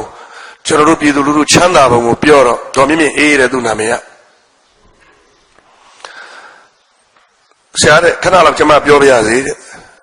ပြောပါလို့ရှေ့ဆုံးကပဲထိုင်သူမတရားပြောတယ်ကျွန်မနာမည်မြင့်မြင့်အေးကျွန်မအသက်69နှစ်ရှိပြီတဲ့အဲ့ဒီဆရာပြောနေတဲ့အချိန်မှာကျွန်မ10ရန်အောင်ပြီးတော့တဲ့ဆင်းရဲလို့တက္ကသိုလ်မတက်နိုင်လို့အလုပ်လုပ်ချင်လို့အဖေကလည်းဆုံးပြီတဲ့ကျွန်မအမေနဲ့နေတယ်တဲ့မောင်နှမ3ယောက်လားရှိတယ်အဲ့ဒါအဖေမိတ်ဆွေတယောက်ကပြောပြလို့တဲ့အဲ့ဒီအာနာမသိငင်လေးမှာကုံသွယ်ရေးမှာအလုပ်ရတယ်အောက်တန်းဆေးမှာတဲ့ဆရာပြောတဲ့126ကျပ်ရတယ်တဲ့ကျွန်မအလုပ်ရပြီးသိမ့်မကြဘူးတဲ့တစ်နှစ်မပြည့်သေးဘူးတဲ့အာနာသိမ့်လိုက်တယ်အဲ့ဒီအာနာသိမ့်ပြီးတဲ့နောက်တဲ့အဲ့ဒီကျွန်မတို့ဌာနတစ်ခုပြန်ပြီးတော့ပြင်ဆင်ဖွဲ့တဲ့အခါမှာအဲ့သူတို့ဌာနကဖျက်လိုက်တဲ့ထဲပါသွားတယ်တဲ့အဲ့ဒါကျွန်မအရာရှိကနေအိမ်ပြန်အိမ်ကနေပဲသွားဆောင်နေရတယ်တဲ့အလုတ်ဖြုတ်သလားမေးတော့အလုတ်ကတော့မဖြုတ်သေးဘူးငါတို့လည်းမသိဘူးပေါ့နော်ပြုတ်တယ်မပြုတ်ဘူးနောက်တော့စာလာလိမ့်မယ်ပြုတ်ရင်လည်းနေ့အတွက်3လစာချက်လက်မပေးလိမ့်မယ်မပြုတ်ဘူးဆိုရင်လည်းနောက်တနေရာနေ့အလုတ်ဆင်းရမယ့်နေရာသတင်းပို့ရမယ့်နေရာလာလိမ့်မယ်ပြောတဲ့အတိုင်းပဲဆရာတဲ့3လပြည့်တော့စာလေးတစ်စောင်ရောက်လာတယ်ဘုရားတရားစာအုပ်ကလေးကိုတထိတ်ထိတ်နဲ့ဖွင့်ဖတ်တယ်ဖြုတ်တာလားဆက်ပြီးတော့တာဝန်ပေးတာလားဆိုတော့ကံကောင်းထောက်မှဆိုတာနဲ့ဘယ်ဌာနသွားသတင်းပို့ဆိုတော့ तू အလုပ်ပြုတ်တဲ့ထဲမပါဘူးဒါနဲ့နောက်တစ်နေ့ तू သွားပြီးတော့သတင်းပို့တယ်တဲ့အဲ့ဒီဌာနအဲ့တော့အလုပ်ဆက်လုပ်ရတယ်ပေါ့ဗျာအဲ့တော့အဲ့ဒီလကုံတဲ့အခါကျတော့တဲ့လကထုတ်ပေးတော့904ချက်ရတယ်4လစာဟိုမစင်းနဲ့3လစာဘက်ပေးနေပေးတယ်စင်းနဲ့1လစာ4လစာရတယ်ဒီမိမတော်မြင့်မြင့်အေးရ12နာရီလောက်လစာရပြီးတော့တဲ့စိတ်တွေလှုပ်ရှားတာပျော်လွန်းလို့ဘဝမှာ904ချက်ဆိုတဲ့ပက်ဆံကိုလက်ထဲမှာကင်ထားပြီးစပွဲမှာထိုင်ရမလားထရမလားမသိဘူးတဲ့အခုခေတ်လိုခင်ဗျားတို့ပက်ဆံအိတ်တွေမပေါ်သေးဘူးအဲ့ဒီမှာပက်ဆံအိတ်ဆိုတာကျွန်တော်တို့ကဒီအင်ကြီးစားလေးတွေကိုပဲလက်နဲ့တီးပြီးဇစ်လေးတက်မဟုတ်နှိပ်စီလေးတွေနဲ့ဘာလို့ကျွန်တော်တို့ကဈေးသွား2ချက်လောက်ပိုင်ဈေးရဝယ်လို့ရတယ်လို့ပက်ဆံအိတ်ကြီးတွေမလို့ဘူးပက်ဆံအိတ်ကိုပက်ဆံအိတ်ထဲပက်ဆံထည့်ပြီးဂျိုင်းကြားမှာညက်တဲ့မိန်းမတွေကမဟုတ်ခပုံစားတဲ့ထိုးတယ်သူအိတ်တွေပိုင်မကင်သေးဘူးအဲ့တော့ပက်ဆံ904ချက်ကို10ရန်လေးအရွယ်50နဲ့ကြက်တန်လေး4ရွယ်ထားစရာမရှိဘူးတဲ့စိတ်တွေလှုပ်ရှားတော့ကြော့ပါရဲ့ဆရာရဲ့တဲ့ရှူရှူကပေါက်ချင်တယ်အဲ့တော့အင်္ဂါလေးကိုဒီပက်ဆံကိုယူသွားရမှာလားထားခဲ့ရမှာလားဘသူကိုအပ်ရမှာလဲအဲ့ဒီလောက်ထိအောင်ကို तू စိတ်တွေလှုပ်ရှားပြီးဒုက္ခဖြစ်တယ်တဲ့904ချက်ပျော်နေတာသူ့ဘဝမှာနောက်ဆုံးနေ့ကင်းလောက်ကြတော့အရာရှိကိုသမီးနည်းနည်းစောစောပြန်မရသေးသွားခွင့်တောင်းတော့အေး ငါတို့လည်းမျက်စိနှောက်လာပြီညီပြန်တာပဲကောင်းတယ်ညီထိုင်မလို့ထမလို့နဲ့တစ်ချိန်လုံးညီဟိုသွားဒီသွားနဲ့မျက်စိနှောက်တယ်ပြန်တော့ဆိုပြီးတော့ကျမကိုစူငေါက်ပြီးတော့လွတ်လိုက်တယ်တူတူပြောရရင်အိမ်ရောက်တဲ့အမေကိုအပ်တယ်ဘာလုပ်ကြမလဲဆိုတော့သူ့မယားငါသမီးဘာမှမပူနဲ့အမေကြည့်စီစဉ်မယ်နောက်တနေ့ယုံသွားတယ်ညနေပြန်လာတော့အမေကသမီးရေလာကြည့်ဆိုပြီးတော့ထုတ်ပြတယ်တဲ့ဗရမ ्या တစင်စာဝယ်ထားတယ်ဗရမ ्या တစင်စာဝယ်တယ်ခင်ဗျားတို့တော့သိမှာပေါ့နော်ဘာတွေပါတယ်လဲမသိဘူးအဲ့တော့အမေဗရမ ्या တစင်စာတော့ဝယ်ထားတယ်အမေဘယ်လောက်စိုက်လိုက်ရသလဲဘယ်လောက်ပေးလိုက်ရသလဲအထိတ်တလန့်နဲ့ तू ရတာ900ဒီမှာဝယ်ထားတဲ့ဟာသူ့စိတ်ထဲမှာအများကြီးပေါ့နော်360ပဲကြတယ်အဲဗရမ ्या တစင်စာပိုသေးတယ်တဲ့ပိုက်ဆံ140ကျော်အဲ့ဒါဘုန်းကြီးစွန့်ကပ်ဖို့ဝယ်လာသေးတယ်တဲ့ဓမ္မအဲ့ဒါစီဘုံဟောရမယ်စံဘုံပါညာအလူတစ်ခုလည်းလုံအောင်ပါတဲ့အဲ့ဒါပိုက်ဆံ100ကျော်ပိုသေးတယ်အဲ့တော့ကျွန်တော်ပြောချင်တာအဲ့ဒီ1962ခုနှစ်ကျွန်တော်တို့ခမည်းတော်ရဲ့ဘဝအစိုးရကဘယ်လောက်ချမ်းသာသလဲအဲ့အာဏာသိမ်းတဲ့အချိန်မှာအမေရိကန်ဒေါ်လာ228သန်းကျွန်တော်တို့တိုင်းပြည်အရန်ရန်ပုံငွေလို့ခေါ်တယ်သုံးပြီးဆွဲပြီးကျွေးမြီမရှိပိုနေတဲ့ပိုက်ဆံအဲ့ဒီလောက်ချမ်းသာတဲ့အစိုးရကပြည်သူလူထုလည်းအဲ့ဒီလိုချမ်းသာတယ်နော်ငွေကြေးတင်ချမ်းသာတာလားဆိုမဟုတ်ဘူးအဲ့ဒီအချိန်တုန်းကကျွန်တော်တို့ဗမာနိုင်ငံရဲ့ပညာရေးစနစ်ဟာအရှိတောင်အာရှမှာအကောင်းဆုံးပညာရေးစနစ်ရန်ကုန်တက္ကသိုလ်ကိုတရုတ်ပြည်ကလာတက်တယ်အိန္ဒိယလာတက်တယ်ယူရီးယားဖိလစ်ပိုင်ကမ္ဘောဒီးယားမလေးရှားအင်ဒိုနီးရှားအဲ့ဒီကလူတွေကကျွန်တော်တို့ဗမာပြည်ကရန်ကုန်တက္ကသိုလ်မှာလာပြီးကျောင်းတက်ရတယ်ဒီကဘွဲ့ရမှာကဘာဘာသူတို့ကလက်ခကောင်းကောင်းနဲ့အလုပ်ရတယ်အရှိတောင်အာရှမှာအကောင်းဆုံးတက္ကသိုလ်ရှိရအရက်ဒီမြန်မာနိုင်ငံရန်ကုန်မြို့ဗမာပြည်ကဆရာဝန်တက္ကမလုံးပဲမဆိုကုလို့ရသွားပြီနောက်ထပ်လိုင်စင်ခံစရာမလိုဘူးဗမာပြည်မှာလာပညာသင်ကြရတယ်အဲ့ဒါလိုအကောင်းဆုံးပညာရေးစနစ်ကျွန်တော်တို့ပိုင်ခဲ့တယ်အကောင်းဆုံးအားကစားအာရှမှာကြည့်ရသေးတယ်ဘာဟာဒူးတို့တော့အိမ်မောင်ကြီးတို့အိမ်မောင်လေးတို့ကိုတင်အောင်ဆိုအခုတိရှိသေးတယ်မသေးသေးဘူးအာရှမှာဗမာ first အာရှတိုက်မှာအကောင်းဆုံးအားကစားကွင်းဗမာပြည်မှာပဲရှိတယ်အဲ့ဒါအောင်ဆန်းကွင်းသွားကြည့်လို့ရသေးတယ်နော်အခုတော့သေးသွားပြီသို့တော့1962ခုနှစ်မှာအရှိတောင်အာရှမှာအကြီးကျယ်ဆုံးအားကစားကွင်းဟလာအကြီးကျယ်ဆုံးရုပ်ရှင်ရုံသမရကျွန်တော်တို့ကြည့်လို့ရသေးတယ်အဲ့ဒီတော့ကအကြီးကျယ်ဆုံးဟိုတယ်အကြီးကျယ်ဆုံးဆိုတာအရှိတောင်အာရှမှာနော်ဗမာနိုင်ငံအတွက်ပြောနေတာမဟုတ်အာရှတိုက်တိုင်းလုံးမှာအကြီးဆုံးဟိုတယ်ကသမရဟိုတယ်အကြီးကျယ်ဆုံးလေယာဉ်ကွင်းမင်္ဂလာတုံလေယာဉ်ကွင်းအာရှတိုက်မှာအကြီးကျယ်ဆုံးလေယာဉ်ကွင်းဒီကနေ့ကျွန်တော်တို့စင်ကာပူယူရီးယားမမီတော့ဘူးနော်အဲ့ဒီအကြီးဆုံးအကျယ်ဆုံးအကောင်းဆုံးကိုပိုင်ခဲ့တာကျွန်တော်တို့ဗမာပြည်သူများတိုင်းပြည်မဟုတ်ဘူးအဲ့ဒီလောက်ကျွန်တော်တို့ချမ်းသာခဲ့တယ်အဲ့ဒါ73နှစ်နဲ့2လနဲ့2ရက်ပဲစီးနဲ့ကန်းနဲ့အုပ်ချုပ်ခဲ့တာအဲ့ဒီလောက်ချမ်းသာတယ်ဂရေ20အကျွေးဆက်လိုက်တဲ့အပြင်အာရှမှာအချမ်းသာဆုံးပွဲကိုကျွန်တော်တို့ခံနိုင်ခဲ့တယ်ပြီးခဲ့တဲ့6ရက်နေ့ကငွေရတို့ကျွန်တော်တို့convention center မှာမြန်မာ convention center မှာငွေရတို့အခမ်းအနားရှစ်လေးလုံးငွေရတို့အခမ်းအနားလုပ်တော့ကျွန်တော်ကစာရန်တစ်စောင်တင်တယ်တိုင်းပြည်ပြန်လဲတိဆောက်ရေးအတွက်ဘာတွေလုပ်ကြမလဲဆိုတဲ့ခေါင်းစဉ်နဲ့စာရန်တွေတင်တဲ့အခါမှာကျွန်တော်ကတိုင်းပြည်ပြန်လဲတိဆောက်ဖို့အတွက်အလုပ်သင့်ဆုံးအလုပ်ပထမဦးဆုံးလုပ်ရမယ့်အလုပ်ကတော့ဖွဲ့စည်းပုံခြေဥပဒေအသစ်ပြန်ရေးဖို့ဆိုတဲ့စာရန်ကျွန်တော်ကတင်တယ်အဲ့တော့အခုနိုင်ငံတော်သမ္မတကြီးရဲ့အကြံပေးဖြစ်တဲ့ဦးမြင့်ကဆရာကြီးဦးမြင့်ကစီးပွားရေးပြန်လဲတိဆောက်ရေးနဲ့ပတ်သက်တဲ့စာရန်တင်တယ်ဒေါက်တာဒေါ်ရင်ရင်တွေကပညာရေးနဲ့ကျန်းမာရေးဆိုင်ရာစာရန်စသဖြင့်ပေါ့ဗျာတင်ကြတယ်နော်အတူချုပ်ကျွန်တော်ပြောပါမယ်အဲ့တော့ဆရာကြီးဦးမြင့်ကနိုင်ငံတော်သမ္မတကြီးရဲ့အကြံပေးဆရာကြီးဦးမြင့်ကအရင်ဆုံးသူက speech ပေးတယ်နော်ဦးလာထွန်းရှိသေးတယ်နော်တိတ်ကုန်ပတ်သားစရာကောင်းတဲ့ဟာဟိုစီးပွားရေးအကြောင်းတော့ကျွန်တော်နားမလဲဘူးထားလိုက်တော့ကျွန်တော်မပြောတတ်တော့ဘူးနော်သူပြောတိတ်ကောင်းတယ်ကျွန်တော်အရန်ကောင်းတယ်အရန်ကြိုက်တယ်ကျွန်တော်ဘာမှတ်မိခဲ့သလဲဆိုတော့ကျွန်တော်တို့ဗမာနိုင်ငံရဲ့စီးပွားရေးကိုပြန်တည်ဆောက်တဲ့နေရာမှာကျွန်တော်တို့အရှိန်အဟုန်နဲ့တည်ဆောက်ရမယ်အခုကျွန်တော်တို့9.2 3လောက်ဖွံ့ဖြိုးမှုရအောင်ရှိတယ်အဲ့ဒါကို9.3 4 5 6ဓာတ်သမပဲနည်းနည်းတဲ့8ကိုမသွားပါနဲ့အောင်အဲ့ဒီလိုလေးပဲတိုးတက်အောင်ထိန်းသွားပြီးတော့ ကျွန်တော်တို့ကသွားမယ်ရှေ့ကိုသွားမယ်နောက်မဆိုဘူးရှေ့ကိုသွားမယ်ရှေ့ကိုဘယ်လိုသွားမလို့လမ်းလျှောက်ပြီးဖို့မော်တော်ကားစီးပြီးသွားမယ်သူပေးတဲ့ဥပမာအကောင်းစားမော်တော်ကားအကောင်းစားအင်ဂျင်တက်ထားတဲ့ကားအမတန်ကျွမ်းကျင်တဲ့ driver အောက်ကလမ်းကလည်းဖြိုးနေတာဘာကျင်းကြိုက်မှမရှိဘူးအဲ့ဒီလိုလမ်းမျိုးမှာအဲ့ဒီလောက်အားကောင်းတဲ့မော်တော်ကားနဲ့အလွန်ကျွမ်းကျင်တဲ့ driver နဲ့မောင်းပြီးတော့ဗမာပြည်ရဲ့စီးပွားရေးကိုတွန်းမယ်ဟုတ်ပြီယူရီးယားကိုမှီဖို့ယူရီးယားဆိုတာဒီကနေ့2013မဟုတ်ဘူး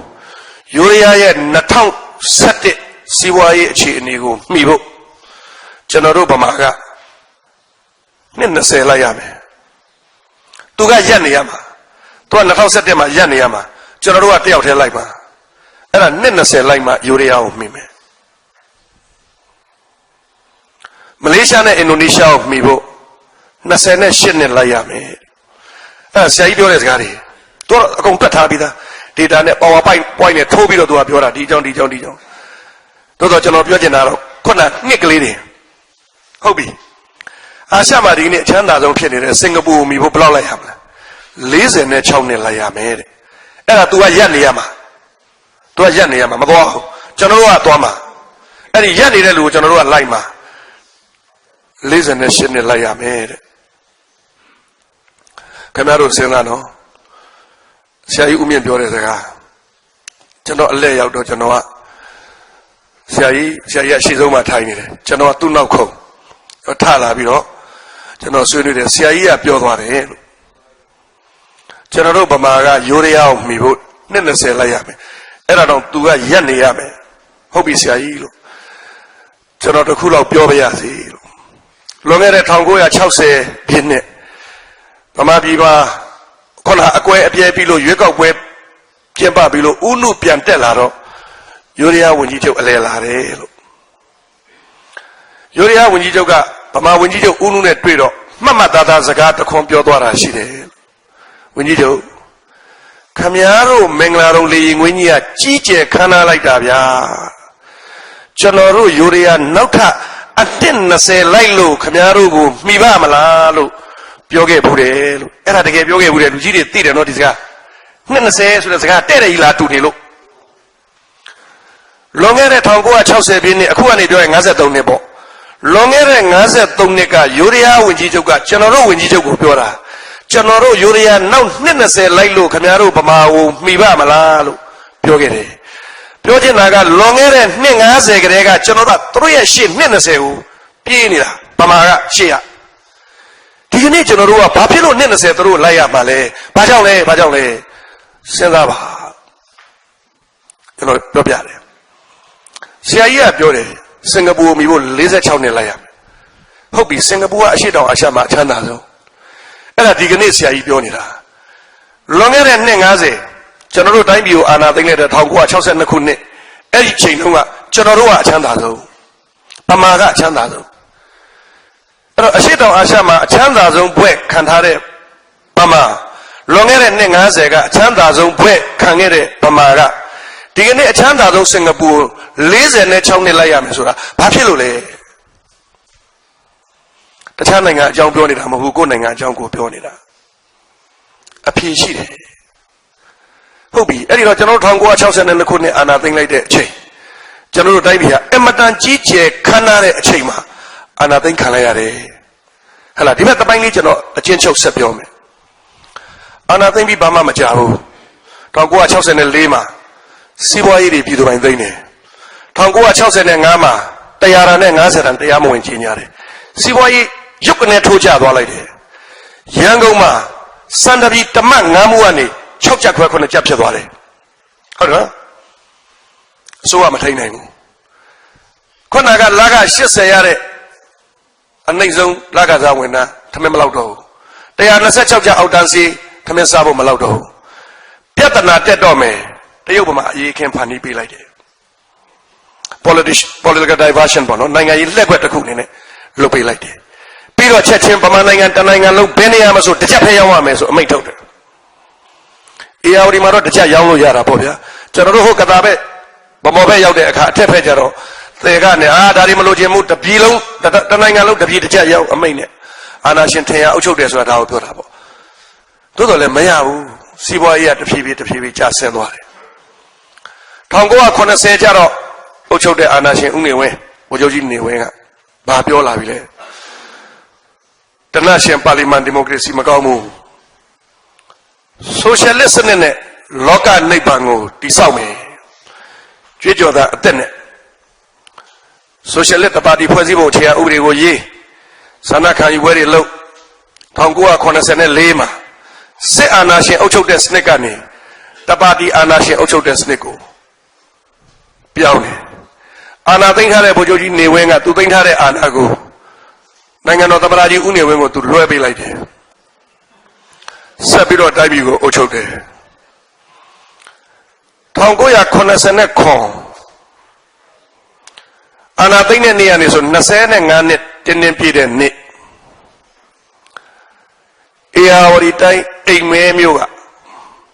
လယ်သမားတွေထမင်းကလို့တင်မောပေါ်တင်မဲ့ဂိုတော်နဲ့ဆန်တွေကိုဖောက်တယ်ခေါင်းဆောင်တာဘာလို့လဲရက်ကွက်ကောင်စီဥက္ကဋ္ဌကဥဆောင်တယ်စစ်တပ်ကဝိုင်းနေဟာပြစ်လိုက်ပါခိုးတာမဟုတ်ဘူးနေကင်းကြောင်တော့ကိုတော်ကိုဖောက်တာပြောင်းပြစ်လိုက်ခင်ဗျားတို့မပြစ်လဲငတ်လို့သေတော့မယ်တဲ့အိမ်ကကလေးတွေမိန်းမတွေစားစရာစမရှိဘူးဗမာပြည်ရဲ့စပကြီးဗမာတိုင်းကတနိုင်ငံလုံးကိုထမင်းကျွေးနေတဲ့အေယာဝတီကလယ်သမားထမင်းကသွားပြီတစ်ဖက်ကဘာဖြစ်သလဲကမ္ဘာအစင်းရဲဆုံးနိုင်ငံအဖြစ်ကုလသမဂ္ဂမှာသွားပြီးတော့ရှောက်ထားပြီးတော့အစင်းရဲဆုံးဘွဲ့ကိုတရားဝင်ကျွန်တော်တို့ခံလိုက်ရတယ်အဲ့ဒီအစင်းရဲဆုံးဘွဲ့လက်မှတ်ကလေးကိုကင်ပြီးတော့ကမ္ဘာဘာအာရှဖွံ့ဖြိုးရေးဘဏ်အဲ့ဒီလိုဘဏ်တွေမှာသွားပြီးချမ်းသာတဲ့နိုင်ငံများချမ်းသာသောတထေးကြီးများကပိုလို့ရှံလို့ပေးထားတဲ့ဆင်းရဲသားများအတွက်ဆိုပေးထားတဲ့အဲ့ဒီငွေကိုခွဲတန်းသွားထုတ်ယူပြီးတော့ကျွန်တော်တို့စားရတဲ့ဘဝဖြစ်သွားတယ်62အာဏာသိမ်းတဲ့အချိန်မှာအရှေ့တောင်အာရှမှာအချမ်းသာဆုံးအာရှမှာအကောင်းဆုံးတွေကိုပိုင်တဲ့နိုင်ငံဟာ25နှစ်အကြာကမ္ဘာအဆင်းရဲဆုံးနိုင်ငံဖြစ်သွားတယ်ဘာဖြစ်လို့လဲစီးနဲ့ကမ်းနဲ့အုပ်ချုပ်တဲ့စနစ်ပါလီမန်ဒီမိုကရေစီဖွဲ့စည်းပုံအခြေခံဥပဒေနဲ့အုပ်ချုပ်တဲ့စနစ်ကိုဖျက်ပြီးအာဏာရှင်စနစ်နဲ့အုပ်ချုပ်လိုက်တဲ့အတွက်ကျွန်တော်တို့ရဲ့အမတန်ချမ်းသာတဲ့တိုင်းပြည်ကြီးဟာကမ္ဘာပေါ်မှာအဆင်းရဲဆုံးဘဝအထိ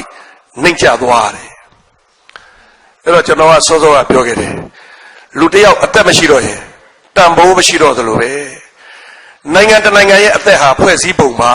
ဖွဲ့စည်းပုံမရှိတော့ရင်အဲ့ဒီနိုင်ငံလဲသေပါပြီအသုံးမချတော့ပါဘူးစဉ်းစားကြည့်ပါ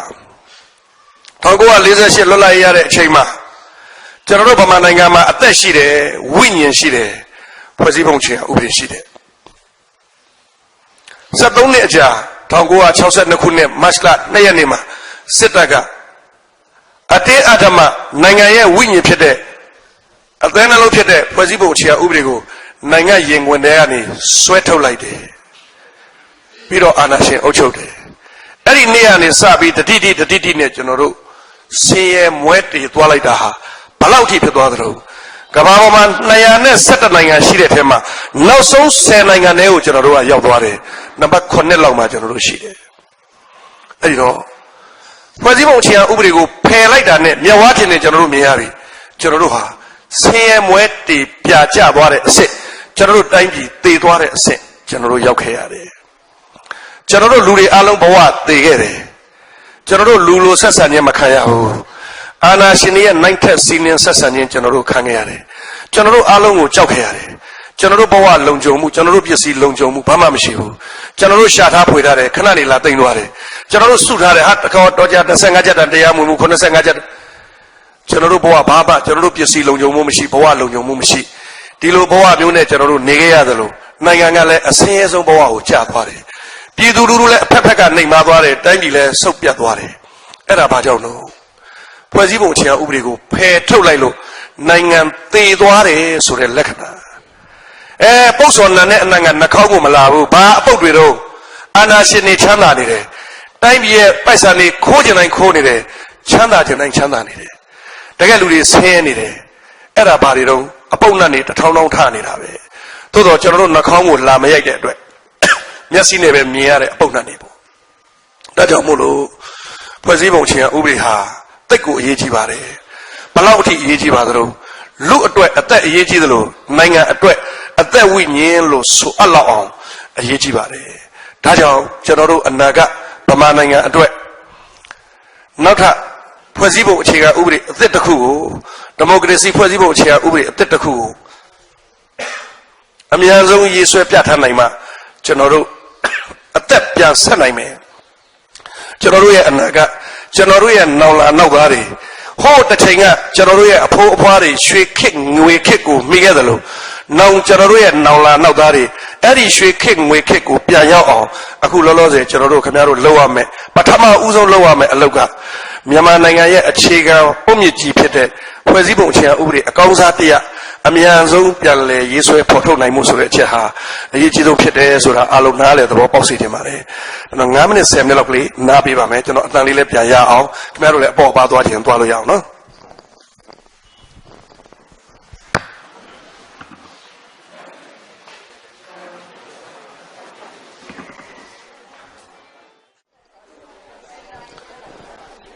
ဆယ်နာရီခွဲသွားပြီဆိုတော့ကျွန်တော်တို့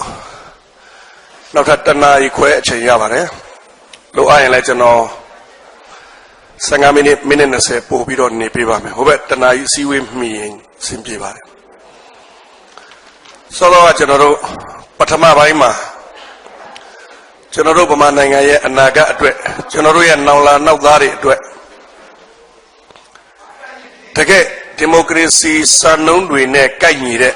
ဖွဲ့စည်းပုံအခြေခံဥပဒေတရားပေါ်ပေါက်လာဖို့ကျွန်တော်တို့နိုင်ငံသားတွေအားလုံးမှာတာဝန်ရှိတယ်တိတ်ပြီးတော့အရေးကြီးတဲ့အကြောင်းအရာဖြစ်တယ်ဆိုတာကိုကျွန်တော်ပြောခဲ့ပါတယ်အခုတတိယပိုင်းအနေနဲ့ဆက်ပြီးတော့ကျွန်တော်ဟောမယ့်အကြောင်းအရာကဒေါ်ဆန်းစုကြည်ကဂျာနယ်တွေကိုပြောနေတဲ့စကားတစ်လုံးကိုအခြေခံပြီးတော့ကျွန်တော်ပြောပါမယ်အမျိုးသားဒီမိုကရေစီအဖွဲ့ချုပ်ကပါတီကိုပြန်ပြီးတော့မှတ်ပုံတင်မယ်ရွေးကောက်ပွဲဝင်မယ်လို့ဆုံးဖြတ်တဲ့အချိန်မှာတိုင်းပြည်ကိုဂရိ3ခုပေးခဲ့တယ်နံပါတ်1ကတရားဥပဒေစိုးမိုးရေးဆောင်ရွက်ဖို့တော်တော်လုပ်ပါတယ်သူတော်တော်ကိုစူးစမ်းပြီးလုပ်တယ်မနေ့ကအစည်းအဝေးများဆို12နာရီခွဲကျွန်တော်တို့စတယ်9နာရီမှပြီးတယ်မနေ့ကသူတော်ဥရွှေမန်းနဲ့ဒေါ်ဆန်းစုကြည်နဲ့ကျွန်တော်တို့တာဝန်ရှိတဲ့ပုဂ္ဂိုလ်တွေနဲ့ဒီဘက်ကကျွန်တော်တို့ဥပဒေပညာရှင်တွေနဲ့တရားဥပဒေစိုးမိုးရေးဘာတွေလုပ်ရင်ကောင်းမလဲမနေ့ကတိုင်ပင်တာ9နာရီကြာပါတယ်ဒေါ်ဆန်းစုကြည်တော်တော်လေးကိုအချိန်ပေးတက်သွားပါတယ်နောက်ဒုတိယဒေါ်ဆန်းစုကြည်ကမြို့သားဒီမိုကရေစီအဖွဲ့ချုပ်ကတိုင်းပြည်ကိုပေးတဲ့ကလေးကပြည်တွင်းငြိမ်းချမ်းရေးတတိယကဖွဲ့စည်းပုံအခြေခံဥပဒေပြင်ဆင်ရေးဒီအလုပ်ကြီး3ခုကိုလုပ်ဖို့အတွက်ပါတီကိုပြန်ပတ်ပုံတင်တာပါတဲ့ရွေးကောက်ပွဲဝင်ရတာပါတဲ့ဒီလိုပြောပြီးတော့ကြားပြရွေးကောက်ပွဲဝင်ခဲ့တယ်ပြတ်သားကျွန်တော်တို့အနိုင်ရခဲ့တယ်အဓိပ္ပာယ်ကဒေါ်ဆန်းစုကြည်လှုပ်ချင်တယ်ဆိုတဲ့အချက်တွေကိုလူတို့ကထောက်ခံတယ်ဆိုတာကိုပြောတာပါပဲသို့တော်လည်းပဲအကြောင်းအမျိုးမျိုးနဲ့ရွေးကောက်ပွဲပြီးတဲ့နောက်ဒီအဖွဲ့ချုပ်ကိုအရင်ကဘိုးဦးစီးစနစ်နဲ့ဖွဲ့ထားကြကနေ decentralize ပြန်လုပ်လိုက်တာပေါ့နော်အောက်ခြေကနေစနစ်တကျရွေးကောက်တင်မြှောက်တဲ့ပုံစံနဲ့ပြန်ဖွဲ့ပဲဆိုဒီတစ်နှစ်လုံးရကြေးညီလာခံမြို့နယ်ညီလာခံဒါတွေလုပ်တယ်ဘိုးကော်မတီကိုပြန်ဖွဲ့တယ်ဆိုတော့အဲ့ဒီမှာအချိန်တစ်နှစ်လောက်ပုတ်သွားပြီးတော့ဖွဲ့စည်းပုံအခြေခံဥပဒေပြင်ဆင်ရေးနဲ့ပတ်သက်ပြီးတော့မလုပ်နိုင်ခဲ့ဘူးသို့တော်လည်းပဲဒီဂရီကြီးကတိုင်းပြည်အပေါ်မှာပေးထားတဲ့ဂရီယာရှိတယ်အခုတော့အဖွဲ့ချုပ်လည်းရာနှုန်းတစ်ခုနဲ့လွတ်တော်ကိုရောက်နေပြီတစ်ချိန်တည်းမှာလွတ်တော်ကလည်းပဲဖွဲ့စည်းပုံအခြေခံဥပဒေပြင်ဆင်ရေးကိစ္စတွေအစပြိုးဆောင်ရွက်နေပြီဆိုတော့ဒီအချိန်မှာအမျိုးသားဒီမိုကရေစီအဖွဲ့ချုပ်ကဖွဲ့စည်းပုံအခြေခံဥပဒေပြင်ဆင်ရေးနဲ့ပတ်သက်ပြီးတော့ပြည်သူလူထုကိုသဘောထားထုတ်ပြန်ကြေညာချက်တစ်ခုထုတ်ပြန်ကြေညာပေးဖို့အချိန်ကြာနေပြီဒီအချက်ကိုလည်းသိတယ် ပြီးခဲ့တဲ့26 29ရက်မှာနေပြည်တော်မှာကျွန်တော်တို့ဒီဟာနဲ့ပတ်သက်ပြီးတော့ပြည်သူ့လွှတ်တော်ကိုယ်စားလှယ်တွေနဲ့ဒီဘက်ကကျွန်တော်တို့ဥပဒေပညာရှင်နဲ့ပေါ့နှစ်ကြိမ်ကျွန်တော်တို့ဆွေးနွေးပါတယ်ပြန်လာပြီးတော့အခုလွှတ်တော်နားပြီးတော့လည်းကျွန်တော်တို့ရန်ကုန်မှာ3ရက်4ရက်5ရက်တောက်လျှောက်ကျွန်တော်တို့ဆွေးနွေးပါတယ်6ရက်နေ့ကဘိုလ်အလုံးမှုဆောင်အဖွဲ့အစည်းအဝေးထိုင်ပါတယ်အဲ့ဒီအစည်းအဝေးကနေကျွန်တော်တို့ကြေညာချက်တစ်ခုထုတ်ပြန်ဖို့လို့မူလကရည်ရွယ်ထားတော်လည်းပဲတိုင်းရင်းသားတွေရဲ့သဘောထားကိုယူဖို့ကိစ္စကမနေ့က9ရက်နေ့မနေ့မှာချိန်ထားတဲ့အစည်းအဝေးရလည်းရှိနေတယ်အဲ့တော့အဲ့ဒီလိုတိုက်ဆိုင်မှုလေးတွေရှိတဲ့အခါကျတော့ကျွန်တော်တို့ထုတ်ပြန်ကြေညာမဲ့ကြေညာချက်ကိုနောက်ကိုနည်းနည်းလေးရက်ဆုပ်လိုက်ပါတယ်စိတ်ထင်ခမ်းမှန်းကြီးပေါ့လေဒေါ်ဆန်းစုကြည်အခုဥရောပတိုက်ခရီးကနေပြန်လာတာနဲ့ဖွဲ့စည်းပုံအခြေခံဥပဒေပြင်ဆင်ရေးဆွဲရေးကိစ္စနဲ့ပတ်သက်ပြီးတော့အမျိုးသားဒီမိုကရေစီအဖွဲ့ချုပ်ရဲ့သဘောထားကိုတနိုင်ငံလုံးကပြည်သူတွေကိုချပြဖို့အစီအစဉ်ရှိပါတယ်နည်းနည်းလေးရက်နောက်ဆုတ်သွားတယ်မူလတော့9ရက်နေ့လောက်ထုတ်ပြန်မှုပေါ့နော်ဟုတ်ပြီအဲ့တော့ဒီနေရာမှာကျွန်တော်အဖွဲ့ဝင်တွေနဲ့ဒီဖွဲ့စည်းပုံအခြေခံဥပဒေကြောင့်စိတ်ဝင်စားတဲ့ပုဂ္ဂိုလ်များကိုအခုတတိယခေါင်းစဉ်အနေနဲ့ဆွေးနွေးမဲ့အကြောင်းအရာကစာနယ်ဇင်းသမားတွေနဲ့ဒေါ်အောင်ဆန်းစုကြည်တွေ့တိုင်းစာနယ်ဇင်းသမားတွေကဒေါ်အောင်ဆန်းစုကြည်ကိုဖွဲ့စည်းပုံအခြေခံဥပဒေနဲ့ပတ်သက်ပြီးမေးတိုင်းဒေါ်အောင်ဆန်းစုကြည်ဖြေတဲ့စကားတစ်လုံးရှိပါတယ်2008ဖွဲ့စည်းပုံအခြေခံဥပဒေဟာဒီမိုကရေစီစံချိန်စံညွှန်းတွေနဲ့မကိုက်ဘူးတဲ့ဒါကြောင့်အမျိုးသားဒီမိုကရေစီအဖွဲ့ချုပ်ကပြန်လည်ပြင်ဆင်ရေးဆွဲဖို့တောင်းဆိုနေတာဖြစ်ပါတယ်စကားလုံးလေးဟာတစ်လုံးနဲ့ပဲဒီမိုကရေစီအခြေခံစံနှုန်းတွေနဲ့မကိုက်ဘူးတဲ့ဟုတ်ပြီအခုကျွန်တော်တတိယခေါင်းစဉ်အနေနဲ့ဟောမှာကဒီမိုကရေစီဖွဲ့စည်းပုံအခြေခံဥပဒေတစ်ခုရဲ့အခြေခံစံနှုန်းတွေကဘာတွေလဲ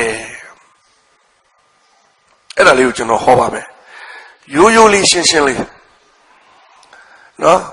ခက်ခက်ခဲခဲတွေးစရာအကြောင်းမရှိဘူးဖွဲ့စည်းပုံအခြေခံဥပဒေဆိုတာဥပဒေဆိုင်ရာပညာရဖြစ်တဲ့အတွက်ကျောင်းမှာသွားပြီးတော့လေ့လာမယ်သိယူမယ်ဆိုရင်တော့ခက်ကောင်းခက်လိမ့်မယ်သို့တော်လည်းပဲကျွန်တော်တို့တာမန်အရသားတွေနဲ့ဆွေးနွေးပြောဆိုတဲ့နေရာမှာတော့ဒီလောက်မခက်ပါဘူးစံနှုန်းလို့ပြောရင်ဥပဒေပညာရှင်တွေကပေဒဏီအမျိုးမျိုးနဲ့တိုင်းတယ်ဥပမာ logical ပေါ့နော်ယုတ်တိဗေဒဆိုင်ရာစံနှုန်းဒါပြဋ္ဌာန်းချက်တစ်ခုဒီပြဋ္ဌာန်းချက်ကိုကြည့်မယ်ဒါယုတ်တိဗေဒရှုထောင့်ကစဉ်းစားစမ်းတရားဥပဒေရှုထောင့်ကစဉ်းစားစမ်းနိုင်ငံရေးအမြင်နဲ့ဒီပြဋ္ဌာန်းချက်ကိုကြည်စမ်းသူကဒီလိုတွေလေ့လာတယ်အဲ့ဒါစံနေပဲအဲ့ဒါကပညာရှင်တွေနဲ့ဆိုင်တယ်ကျွန်တော်တို့ခင်ဗျားတို့အယက်သားတွေနဲ့မဆိုင်ဘူးကျွန်တော်တို့ခင်ဗျားတို့အယက်သားနဲ့ဆိုင်တဲ့စံငိမ့်စံညွှန်းကနှစ်ခုတည်းပဲရှိတယ်နော်နှစ်ခုတည်းရှိတယ်နံပါတ်1ကဖွဲ့စည်းပုံအခြေခံဥပဒေတစ်ခုကိုရေးဆွဲတဲ့နေရာမှာခင်ဗျားတို့ကျွန်တော်တို့ပြည်သူလူထုရဲ့သဘောထားအဲ့ဒီထဲမှာဘယ်လောက်ပါတယ်လို့ကျွန်တော်တို့သဘောတူလားကျွန်တော်တို့ပြည်သူလူထုရဲ့သဘောတူညီချက်နဲ့ရေးထားတာလားအာဏာရှင်တွေကသူတို့သဘောနဲ့သူတို့လုပ်ချင်တာသူတို့ရေးထားတာလားတကယ်လို့ပြည်သူစန္ဒအများစုပါတယ်ဆိုရင်အဲ့ဒါဒီမိုကရေစီစံချိန်စံညွှန်းနံပါတ်1အချက်နဲ့ကိုက်တယ်တကယ်လို့ခေါင်းခေါက်ရွေးထားတဲ့လူတစုရဲ့စန္ဒကိုဒါပြည်သူစန္ဒပဲလို့ညာဝါပြီးအတည်ပြုထားရင်အဲ့ဒီဖွဲ့စည်းပုံဟာပြည်သူစန္ဒမပါတဲ့အတွက်နံပါတ်1အခြေခံစံနှုန်းနဲ့မညီဘူးနောက်တော့ကျွန်တော်အသေးစိတ်ဆွေးနွေးပြမယ်အခုလောလောဆယ်သတိပြုစေချင်တာကလွယ်လွယ်လေးနော်ဖွဲ့စည်းပုံအခြေခံဥပဒေတစ်ခုဟာဒီမိုကရေစီစံချိန်စံညွှန်းတွေနဲ့ညီမညီဒေါ်အောင်ဆန်းစုကြည်ကတော့မညီဘူးပြောနေတယ်ဘာမညီတာလဲခင်ဗျားတို့စန္ဒဘလောက်ပါတယ်လဲဆိုအဲ့ဒါနံပါတ်1ပဲဖွဲ့စည်းပုံအခြေခံဥပဒေဆိုတာခင်ဗျားတို့ကျွန်တော်တို့နိုင်ငံသားတွေနဲ့ နိုင်ငံတော်အကြားမှာချုပ်တဲ့စာချုပ်ကျွန်တော်တို့ကိုအုပ်ချုပ်မဲ့နိုင်ငံတော်ကျွန်တော်တို့ကိုအုပ်စိုးမဲ့အစိုးရမင်းများဒါတွေကိုလိုက်နာရမယ်ကျွန်တော်တို့ရွေးမယ်ရွေးတဲ့လူပဲအုပ်ချုပ်ရမယ်မကြိုက်ရင်ကျွန်တော်တို့ဖြုတ်ချမယ်ခင်ဗျားတို့9နှစ်ပဲအုပ်ချုပ်ခွင့်ရှိမယ်ပြီးရင်ရွေးကောက်ပွဲပြန်လို့ကျုပ်တို့ကြိုက်ရင်ခင်ဗျားတို့ဆက်ခတ်မယ်မခန့်ရင်မခန့်ဘူးအစ်စ်ကိုကျုပ်တို့ကရွေးမယ်ဟုတ်တယ်လားအဲ့ဒီလိုကျွန်တော်တို့နဲ့ကျွန်တော်တို့ကိုအုပ်ချုပ်မဲ့နိုင်ငံတော်အာဏာပိုင်တွေနဲ့သဘောတူရေးဆွဲထားတဲ့ဥပဒေမှဒါတကယ်လူထုစန္ဒပါဝင်တဲ့ဖွဲ့စည်းပုံအခြေခံဥပဒေလို့ခေါ်ပါတယ်အာဏာရှင်တွေကနိုင်ထက်စီးနှင်းတစ်ဖက်သက်ကိုယ်သဘောနဲ့ကိုယ်နိုင်ငံတော်အာဏာကိုကိုယ်ရသက်ပါချုပ်ကင်ထားနိုင်အောင်ရေးတဲ့ဖွဲ့စည်းပုံဆိုရင်ဖွဲ့စည်းပုံအခြေခံဥပဒေလို့တော့ခေါ်လို့ရတယ်နာမည်အရဒါပေမဲ့ဒီမိုကရေစီဖွဲ့စည်းပုံလို့ပြောလို့မရဘူး။ဘာကြောင့်လို့လူထုစန္ဒမပါလို့အဲ့တော့နံပါတ်1စံကလူထုစန္ဒပါသလားမပါဘူးလားလူထုစန္ဒနဲ့အညီရေးရင်ဒီမိုကရေစီဖွဲ့စည်းပုံလို့ပြောနိုင်မယ်လူထုစန္ဒမပါပဲရေးထားရင်ဒါဒီမိုကရေစီစံနှုန်းနဲ့ကိုက်တဲ့ဖွဲ့စည်းပုံမဟုတ်တော့ဘူးကျွန်တော်ပြောတာရှင်းတယ်နော်လွယ်လွယ်လေးပဲခင်ဗျားတို့ကျွန်တော်တို့ဘယ်လောက်သဘောတူသလဲဒါပဲ2008အခြေခံဥပဒေကိုခင်ဗျားတို့ကြိုက်သလားခင်ဗျားတို့စန္ဒပါသလားပါတယ်ကြိုက်တယ်ဆိုရင်အဲ့ဒါဒီမိုကရေစီစံနှုန်းနဲ့ကိုက်တယ်ခင်ဗျားတို့စန္ဒမပါဘူးဆိုရင်အဲ့ဒါဒီမိုကရေစီစံနှုန်းနဲ့မကိုက်ဘူးအဲ့ဒါနံပါတ်1စံနံပါတ်1ပေဒံနောက်ထပ်ဒုတိယပေဒံတစ်ချောင်းရှိသေးတယ်ဒါလည်းအရန်ရိုးတယ်အရန်ရှင်းတယ်အဲ့ဒီဖွဲ့စည်းပုံအခြေခံဥပဒေစာအုပ်ထဲမှာရေးထားတဲ့ပြဋ္ဌာန်းချက်တွေကိုဖတ်ကြည့်လိုက်တဲ့ဖတ်ကြည့်လိုက်နိုင်ငံတော်အာဏာကိုဘယ်သူကိုပေးထားတယ်လဲတဲ့အဲ့ဒါရှာကြည့်တဲ့စာအုပ်ထဲမှာတကယ်လို့အဲ့ဒီဖွဲ့စည်းပုံအခြေခံဥပဒေထဲမှာရေးထားတဲ့ပြဋ္ဌာန်းချက်တိုင်းကနိုင်ငံတော်အာဏာကိုလူထုကိုအပ်တဲ့သဘောရေးရင်အဲ့ဒီဖွဲ့စည်းပုံဒီဒီမိုကရေစီဖွဲ့စည်းပုံအခြေခံဥပဒေတကယ်လို့အဲ့ဒီဖွဲ့စည်းပုံအခြေခံဥပဒေထဲမှာရေးထားတဲ့ပြဋ္ဌာန်းချက်တွေဟာ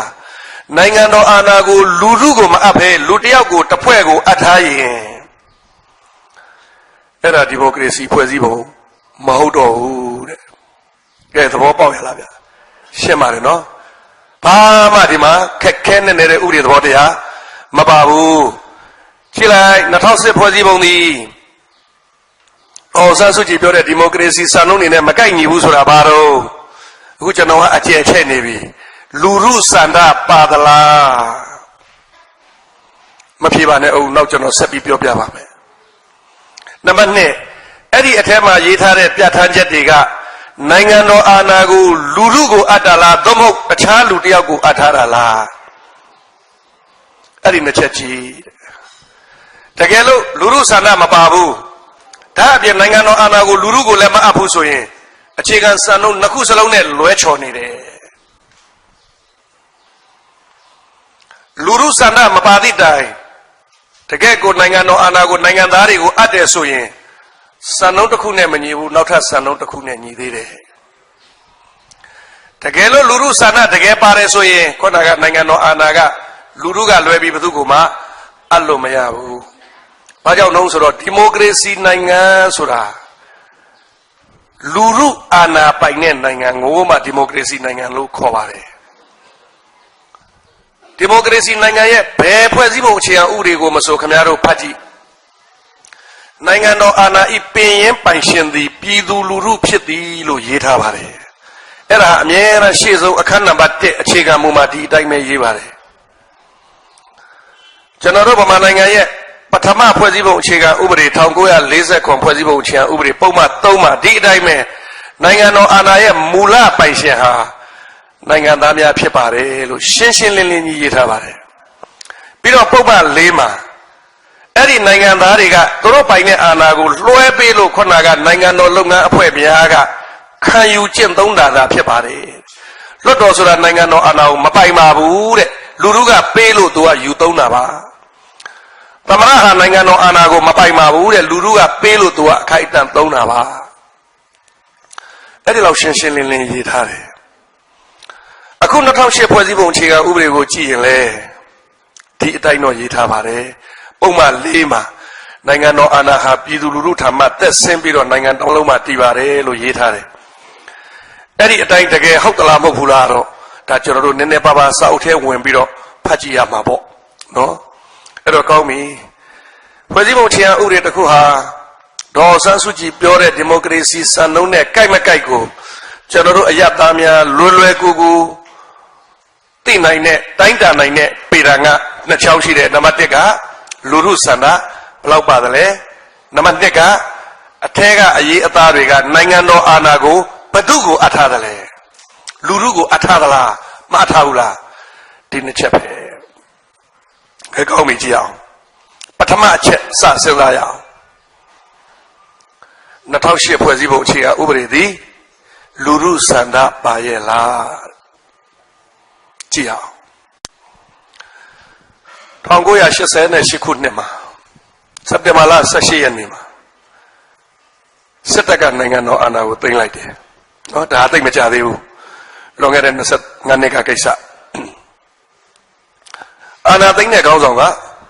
ဗိုလ်ချုပ်ကြီးစောမောင်ဘာပြောလဲသိမ်းတဲ့နေ့မှာသူပြောတယ်နိုင်ငံတော်အာဏာကိုသူတို့လိုချင်လို့မဟုတ်ဘူးအခြေအနေအရအုပ်ချုပ်ရေးပြက်ပြားနေတဲ့အခြေအနေအရခေတ္တယူတာအမြန်ဆုံးရွေးကောက်ပွဲလုပ်ပြီးတာနဲ့လူထုကိုနိုင်ငံတော်အာဏာကိုအပ်မယ်လို့ဂရုပေးတယ်ဟုတ်တယ်နော်အဲ့လိုဂရုပေးတယ်နောက်တစ်ခုပြောတယ်ကျွန်တော်ရဲ့အစိုးရအဖွဲ့ကိုကြည်ပါတဲ့ဗိုလ်ချုပ်မူကြီးစောမောင်ဗိုလ်ချုပ်ကြီးစောမောင်ဗိုလ်ချုပ်မူကြီးမဟုတ်တယ်နောက်မှဖြစ်တာအလုံးအစိုးရအဖွဲ့ဝင်9ယောက်ထဲပဲရှိတယ်သူအပါဝင်9ယောက်ဝင်းကြီးအလုံးပေါင်း10ယောက်နဲ့သူပါမှ9ယောက်ဝင်းကြီးနည်းနည်းလေးနဲ့အစိုးရအဖွဲ့ကိုဖွဲ့ထားတယ်တဲ့အဲ့ဒါအထိပ္ပယ်ဘာလဲသိလားတဲ့ကျွန်တော်တို့အာဏာကိုကြာမယူဘူးအမြန်ဆုံးရွေးကောက်ပွဲလုပ်ပြီးအာဏာကိုအမြန်ပြန်လွှဲမှာမို့လို့အစိုးရအဖွဲ့ကိုလူနည်းနည်းလေးနဲ့ဖွဲ့ထားတာပါအဲ့ဒီအတိုင်းပြောတယ်တိုက်ပြူပေးတဲ့ဂရိစောက်ထဲလည်းရှိတယ်အတန်ဖိုင်တွေလည်းရှိတယ်ညာလို့မရဘူးနောက်ထပ်အရေးအကြီးဆုံးစကားရှိတယ်ဗိုလ်ချုပ်မူကြီးစောမောင်ပြောတဲ့ဗိုလ်ချုပ်ကြီးစောမောင်ပြောတဲ့စကားထဲမှာအရေးအကြီးဆုံးစကားတစ်လုံးပါတယ်ရွေးကောက်ပွဲလုပ်ပြီးကျွန်တော်တို့တန်းရအောင်ပြန်မယ်တက်လာတဲ့လူကဖွဲ့စည်းပုံခြေအဥပဒေကိုရေးပါကျွန်တော်တို့စစ်တပ်ကမရေးဘူးပြောတဲ့စကားတွေနော်အဲ့ဒီစကားအလုံးတိုင်းပဲတစ်ခါရေးခဲ့ပါတယ်တဲ့14နှစ်ပဲကြာတယ်တဲ့လူနာမယ်မထည့်ဘူးပြောသွားတာဥနေဝင်းကိုပြောတာ14နှစ်ဆိုတာဖျက်လိုက်တဲ့မဆလာတပါတီအာဏာရှင်ဖွဲ့စည်းပုံကိုပြောတာ14နှစ်ပဲကြာတယ်လူတွေကပြောကုန်ပြီမကောင်းဘူးမချိုက်ဘူးတကယ်လို့များကျွန်တော်ရေးရင်ဘုဆောင်းပေါင်ပြောနေတဲ့စကားတွေနော်မိန်ငုံပေးနေတာနောက်တစ်ချိန်ကျွန်တော်ကိုပြောကြအောင်မယ်စောမောင်ဆိုတဲ့အကောင်တောက်သုံးကိုမကြဘူးလို့အဲ့ဒါသူစကားလုံးကျွန်တော်ကိုပြောကြအောင်မယ်အဲ့ဒါကြောင့်ကျွန်တော်မရေးဘူးတဲ့ရှင်းပါတယ်သူပြောတဲ့စကားဟုတ်ပြီအဲ့တော့1988အာနာသိန်းတုန်းကအာနာသိန်းခေါင်းဆောင်ကကျွန်တော်တို့ကိုဘယ်လိုဂရုပေးသလဲဖွဲ့စည်းပုံခြေဥပဒေကိုစစ်တပ်ကမရေးဘူးတဲ့တက်လာတဲ့အစိုးရကရေးပါတဲ့သူတို့ရွေးကောက်ပွဲပဲလုပ်ပါပါပြီးရင်အာဏာလွှဲပေးလိုက်မယ်ဘားလိုက်ကိုပြန်မယ်မှတ်မိတယ်နော်တိတ်သေးကြတဲ့စကားကျွန်တော်လိန်ပြောတာမူတာပြောတာမပါဘူးစောက်တွေလည်းရှိတယ်ရွေးကောက်ပွဲလုပ်တယ်1990မေလ NLD အပြတ်အသတ်နိုင်တယ် NLD ကဂန္ဒီဟောမှာအစည်းအဝေးလုပ်နေတယ်မနက်ဖြန်မနက်ကိုကြေညာချက်ထွက်မယ်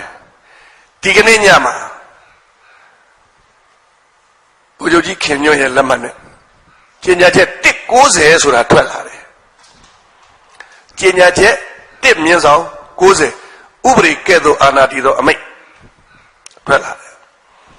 အပိုက်20မှာဗာရေးထားတယ်အခုရွေးကောက်ပွဲကတက်လာတဲ့လွတ်တော်ကိုယ်စားလှယ်တွေဟာတဲ့ဖွဲ့စည်းပုံအခြေခံဥပဒေကိုရေးဖို့တာဝန်ရှိတဲ့လူတွေဖြစ်တယ် သူပြောချင်တာကနိုင်ငံကိုအုပ်ချုပ်လို့မရဘူးခင်ဗျားတို့ကိုအုပ်ချုပ်ရေးအာဏာလွှဲပေးလို့မဖြစ်သေးဘူးခင်ဗျားတို့ရဲ့အလုပ်ကဖွဲ့စည်းပုံအခြေခံဥပဒေကိုရေးရမယ်အလုပ်သာဖြစ်တယ်ဆိုတဲ့သဘောမရှင်းမလဲမပြမသားနဲ့အဲ့ဒီလိုရေးတယ်ဒါလို့ကျွန်တော်တို့ကမြင်တယ်ဒီဘက်ကအော်တယ်မဟုတ်ဘူးရွေးကောက်ပွဲဟာတိုင်းပြုပြည်ပြုလွတ်တော်မဟုတ်ဘူးပြည်သူလွတ်တော်အာဏာကိုအပ်ရမယ်ဖွဲ့စည်းပုံရေးဖို့အတွက်လုပ်တဲ့ရွေးကောက်ပွဲမဟုတ်ဘူးနိုင်ငံတော်အာဏာကိုယူဖို့အတွက်လုပ်တဲ့ရွေးကောက်ပွဲညဉ့်ညခုံကြတယ်ထားဘာရေးထားသလဲ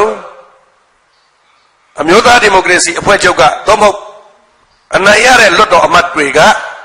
ဗမာနိုင်ငံရဲ့အနာဂတ်ဖွဲ့စည်းပုံကိုရေးရမယ်လို့ပြောတယ်ဟုတ်ပြီအဲ့ဒီအတိုင်းဖြစ်သလား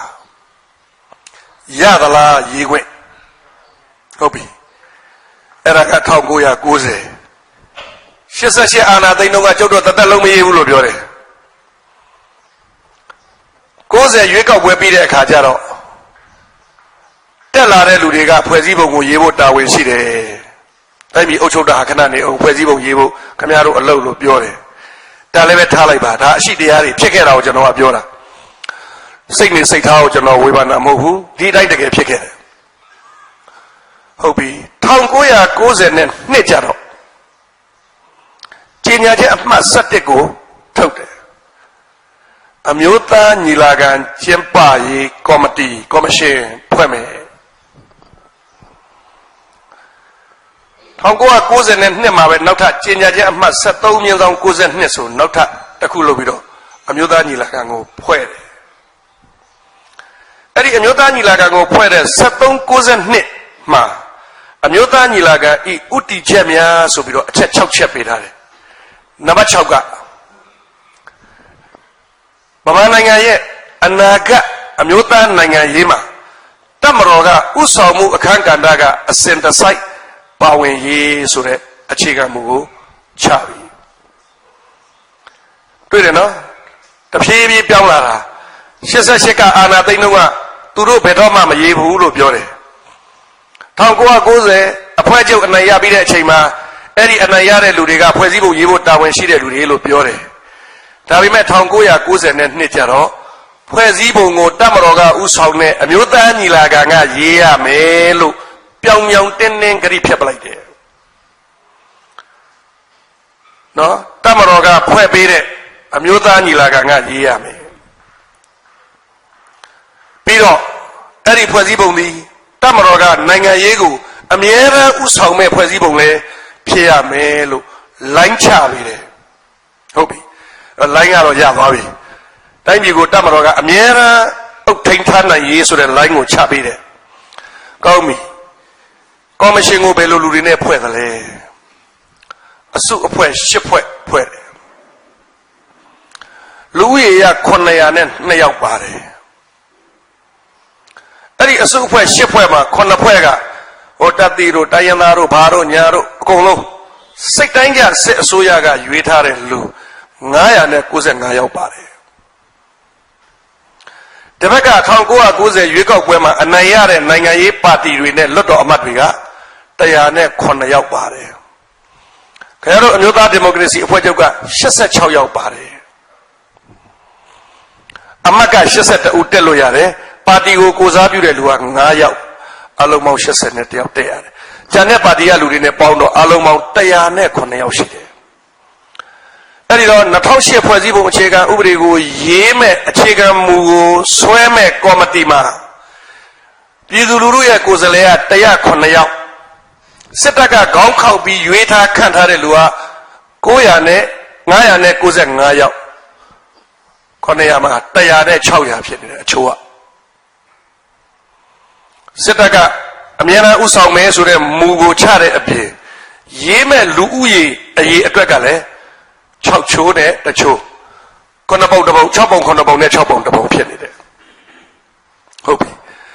အဲ့ဒီလိုနဲ့ရေးတယ်ဗျာရေးတယ်ဆိုတာတဲ့စာရန်ဖတ်ပွဲကြီးတယောက်ကရေးပေးနေတယ်အဲ့ဒီတယောက်ကရေးပေးနေတာကိုတန်းစီပြီးဖတ်ကြတယ်အတည်ပြုကြတယ်အမျိုးသားဒီမိုကရေစီအဖွဲ့ချုပ်ကအမြဲတမ်းကန့်ကွက်တယ်ကန့်ကွက်တော့မဲခွဲတယ်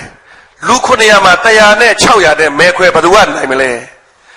အမြဲတမ်းအဖွဲ့ချုပ်ကရှုံးတယ်ရှုံးတော့အဖွဲ့ချုပ်ကစတင်တယ်ညီလာခံလှုပ်ထုံးလုပ်နည်းပြင်ပေးတယ်ညီလာခံဆိုတာအဲ့ဒါလို့မဲမခွဲရဘူးညှိနှိုင်းရမယ်အဖြေထွက်အောင်ညှိနှိုင်းရမယ်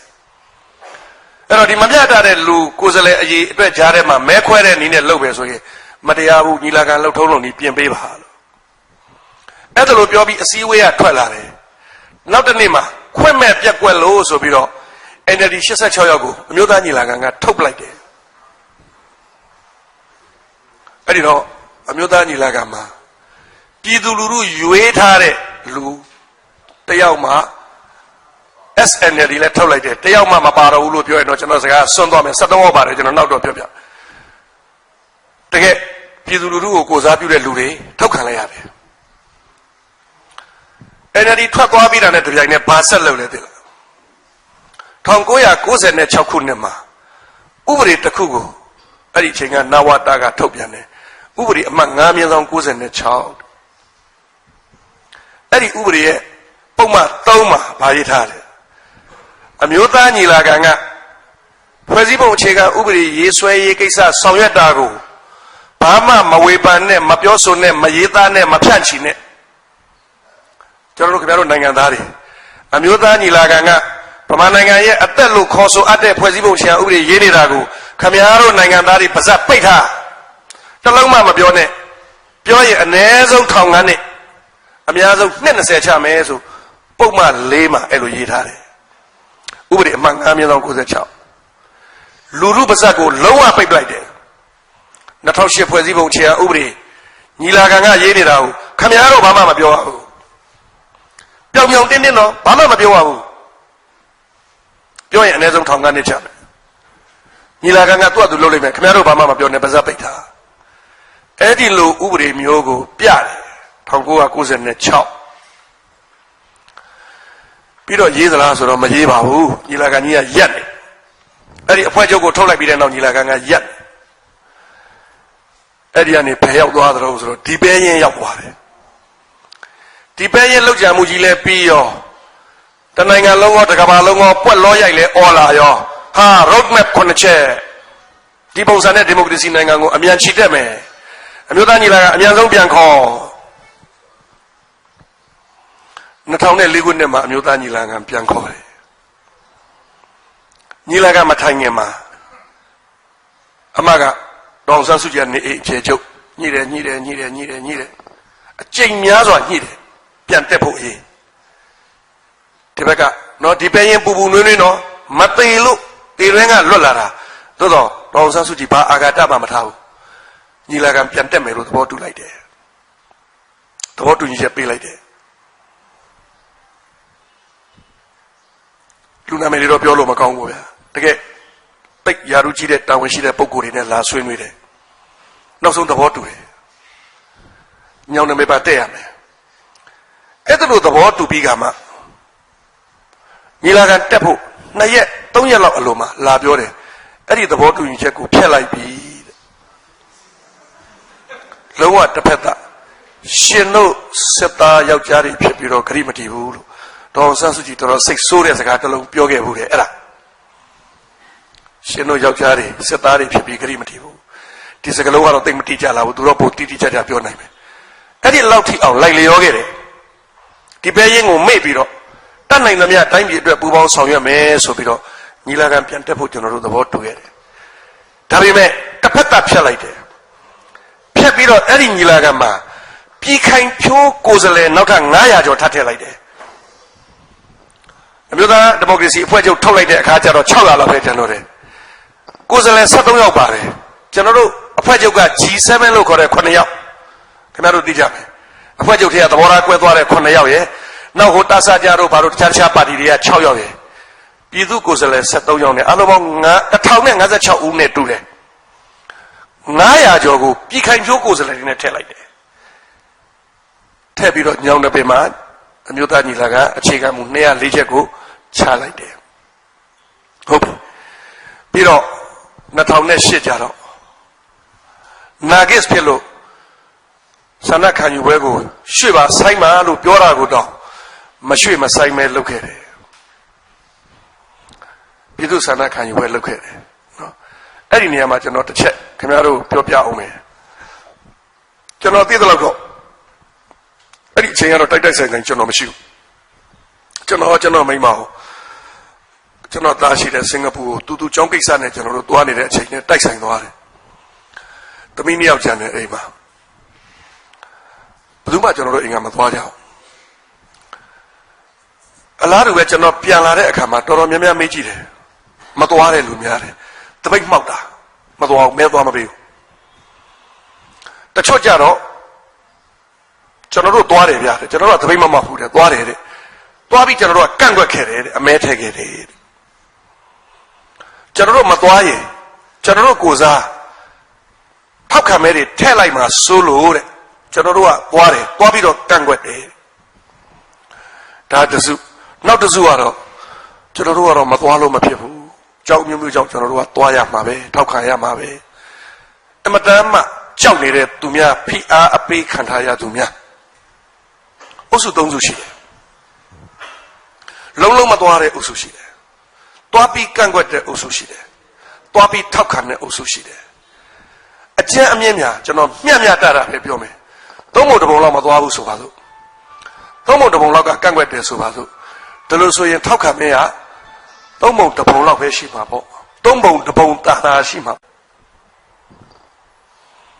ရာနှုန်းနဲ့ပြောကြပါစို့ဗျာကျွန်တော်များလေးထောက်ခံပေးလိုက်ပါမယ်ကြောက်တဲ့လူတွေများလို့45ရာနှုန်းလောက်ကထောက်ခံတယ်လို့ပြောကြပါစို့ဗျာမဲသွားမပေးတဲ့လူနဲ့ကန့်ကွက်မဲသွားပေးတဲ့လူကို55လောက်ထားပါတော့ဗျာ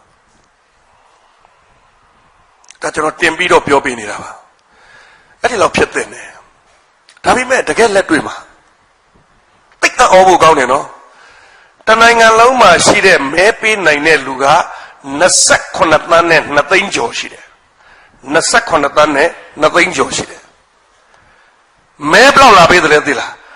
26သန်းနဲ့8သိန်းလာပေးတယ်9သိန်းလာပေးတယ်မဲလာမပေးတဲ့လူ9သိန်းနဲ့ရှိတယ်ကဘာပေါ်မှာဘယ်မှမကြဘူးဒီလိုဆန္ဒခံယူပွဲမှာလူကရှိတာမှ29သန်းနဲ့2သိန်းရှိတာမဲပေးမယ်လို့26သန်းနဲ့9သိန်းမဲလာပေးတယ်ဆိုတော့စဉ်းစားကြည့်တာမှပါကစ္စတန်ရွေးကောက်ပွဲပြီးခဲ့တဲ့ပါကစ္စတန်ရွေးကောက်ပွဲဒီမေလပထမစနေမှာလုပ်သွားတယ်ဒါရွေးကောက်ပွဲနော်ဆန္ဒခံယူပွဲမဟုတ်ဆန္ဒခံယူပွဲနဲ့ရွေးကောက်ပွဲကမတူဘူးဆန္ဒခံယူပွဲဆိုတာကခင်ဗျာလာခြင်းလားမလာခြင်းနေခင်ဗျာကြိုမဲ့လူလည်းမရှိဘူးပို့မဲ့လူလည်းမရှိဘူးထမင်းကျွေးမဲ့လူလည်းမရှိဘူးရွေးကောက်ပွဲကအိမ်နေရရောက်လာခေါ်တယ်မော်တော်ကားနဲ့ကြိုတယ်ထမင်းကျွေးတယ်ပြီးရင်အိမ်ပြန်ပို့ပေးသေးတယ်မဲလို့ခြင်းတာဟုတ်မတူဘူးအဲ့ဒီပါကစ္စတန်ရွေးကောက်ပွဲတော့60ရာနှုန်းမဲလာပေးတယ်ကျွန်တော်တို့ဗမာပြည်မှာဖွဲ့စည်းပုံအခြေခံဥပဒေအတည်ပြုရေးတတိုင်းပြည်လုံးကမကြိုက်ပါဘူးဆိုတဲ့ဖွဲ့စည်းပုံကိုတတိုင်းပြည်လုံးမှာရှိတဲ့မဲဆန္ဒပေးနိုင်တဲ့28သန်းနဲ့2သိန်းမှာ9သိန်းနဲ့မလာတာတဲ့ကျန်တဲ့လူကလာထောက်ခံသွားတယ်လာမဲပေးတယ်တဲ့မဲပေးပြီးတော့မှ92.48ကထောက်ခံတယ်တဲ့92.48ကထောက်ခံဆိုတော့အဲ့ဒီမှာတခုတည်းပဲအေယာဝတီကလူတွေကထောက်ပြတယ်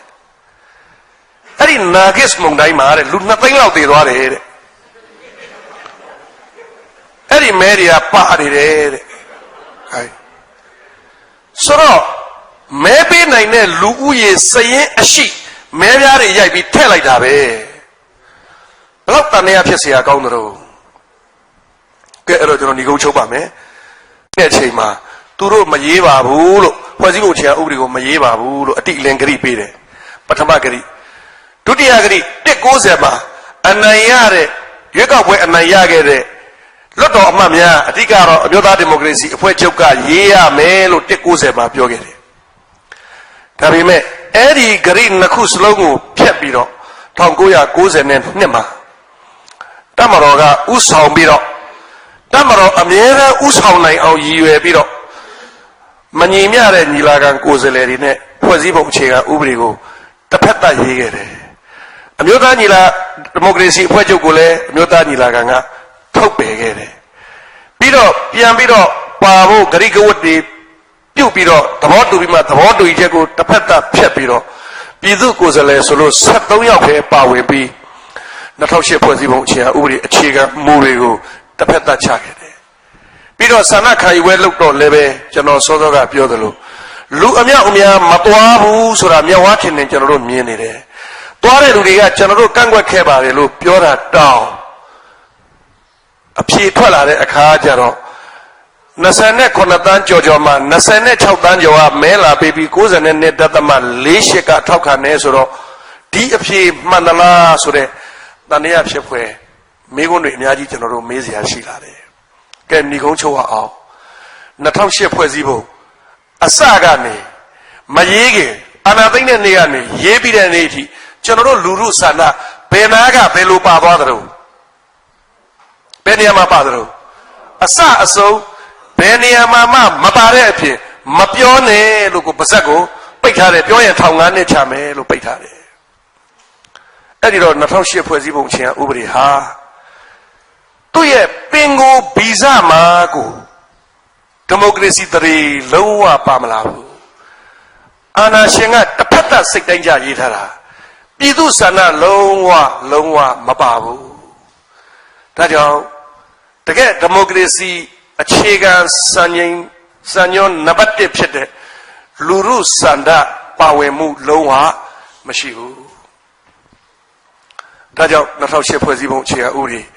တတိမပါဘူးဒီမိုကရေစီတရေပါမလာဘူးလူထုဆန္ဒပါမလာဘူးဒါကြောင့်လူထုဆန္ဒပါတဲ့လူထုဆန္ဒနဲ့အညီရေးဆွဲတဲ့ဖွဲ့စည်းပုံအခြေခံဥပဒေအသစ်တစ်ခုကိုတော့ကျွန်တော်တို့ပြန်လည်ရေးဆွဲဖို့ကြိုးစားကြရမယ်ဒါတော့အောင်ဆန်းစုကြည်ပြောတဲ့ဒီမိုကရေစီစံချိန်နဲ့ပတ်သက်ပြီးနံပါတ်1အချက်ပေါ့ဗျာ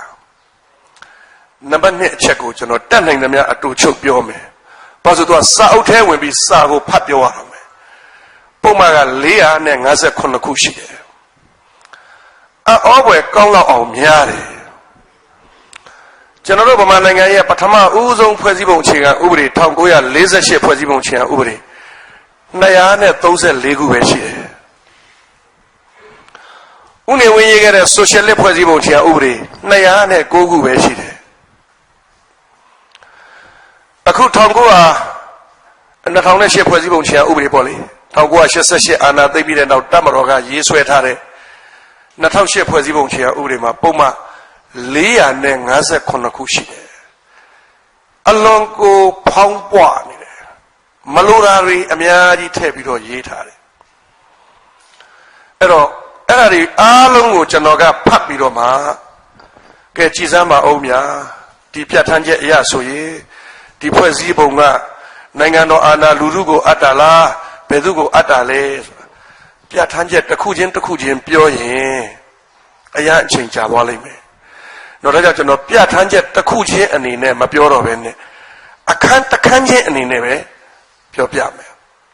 နော်နားထောင်ကြည့်အောင်ပထမဦးဆုံး2008ဖွဲ့စည်းပုံအခြေခံဥပဒေရဲ့အခန်း1အခြေခံမူများဆိုတဲ့အခန်းလေးကိုလေ့လာကြည့်အောင်လွယ်လွယ်လေးပဲပြောမယ်ဘာမှမရှုပ်စေရဘူးနော်တကယ်လို့မရှင်းလဲနောက်တော့ပြန်မေးတာပေါ့ပုံမှန်4မှာပထမဦးဆုံးစာမျက်နှာနံပါတ်ကြည့်ရင်တော့3ပေါ့တို့တော့ပထမဦးဆုံးစာမျက်နှာပုံမှန်4မှာနိုင်ငံတော်အာဏာနိုင်ငံသားတွေပိုင်တယ်လို့ရေးထားတယ်အဲ့ဒီတခုတည်းဖတ်နောက်ထပ်မဖတ်နဲ့ဒါဆိုရင်တော့ဒီဖွဲ့စည်းပုံဟာ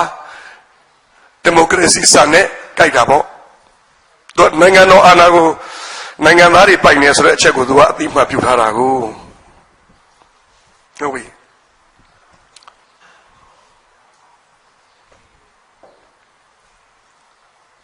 နောက်ထပ်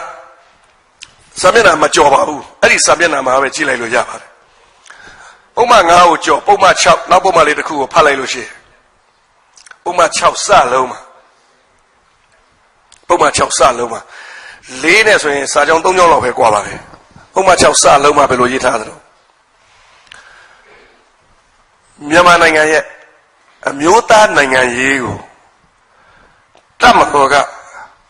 အစဉ်တစိုက်ဥဆောင်မှုအခမ်းကဏ္ဍကပါဝင်မယ်ဒါစာအရာပြောလိုက်ရအောင်ဗမာနိုင်ငံရဲ့အမျိုးသားနိုင်ငံရေးကိုတပ်မတော်ကအမြဲတမ်းဥဆောင်မယ်တဲ့စဉ်းစားကြည့်ရမအောင်ဗ ပုံမှန်၄မှာနိုင်ငံတော်အာဏာကိုဘယ်သူပိုင်လဲပြည်သူပိုင်တယ်ဒါလို့ဆိုရင်ဗမာနိုင်ငံရဲ့အမျိုးသားနိုင်ငံရေးကိုဘယ်သူကဥဆောင်ရမှာတော့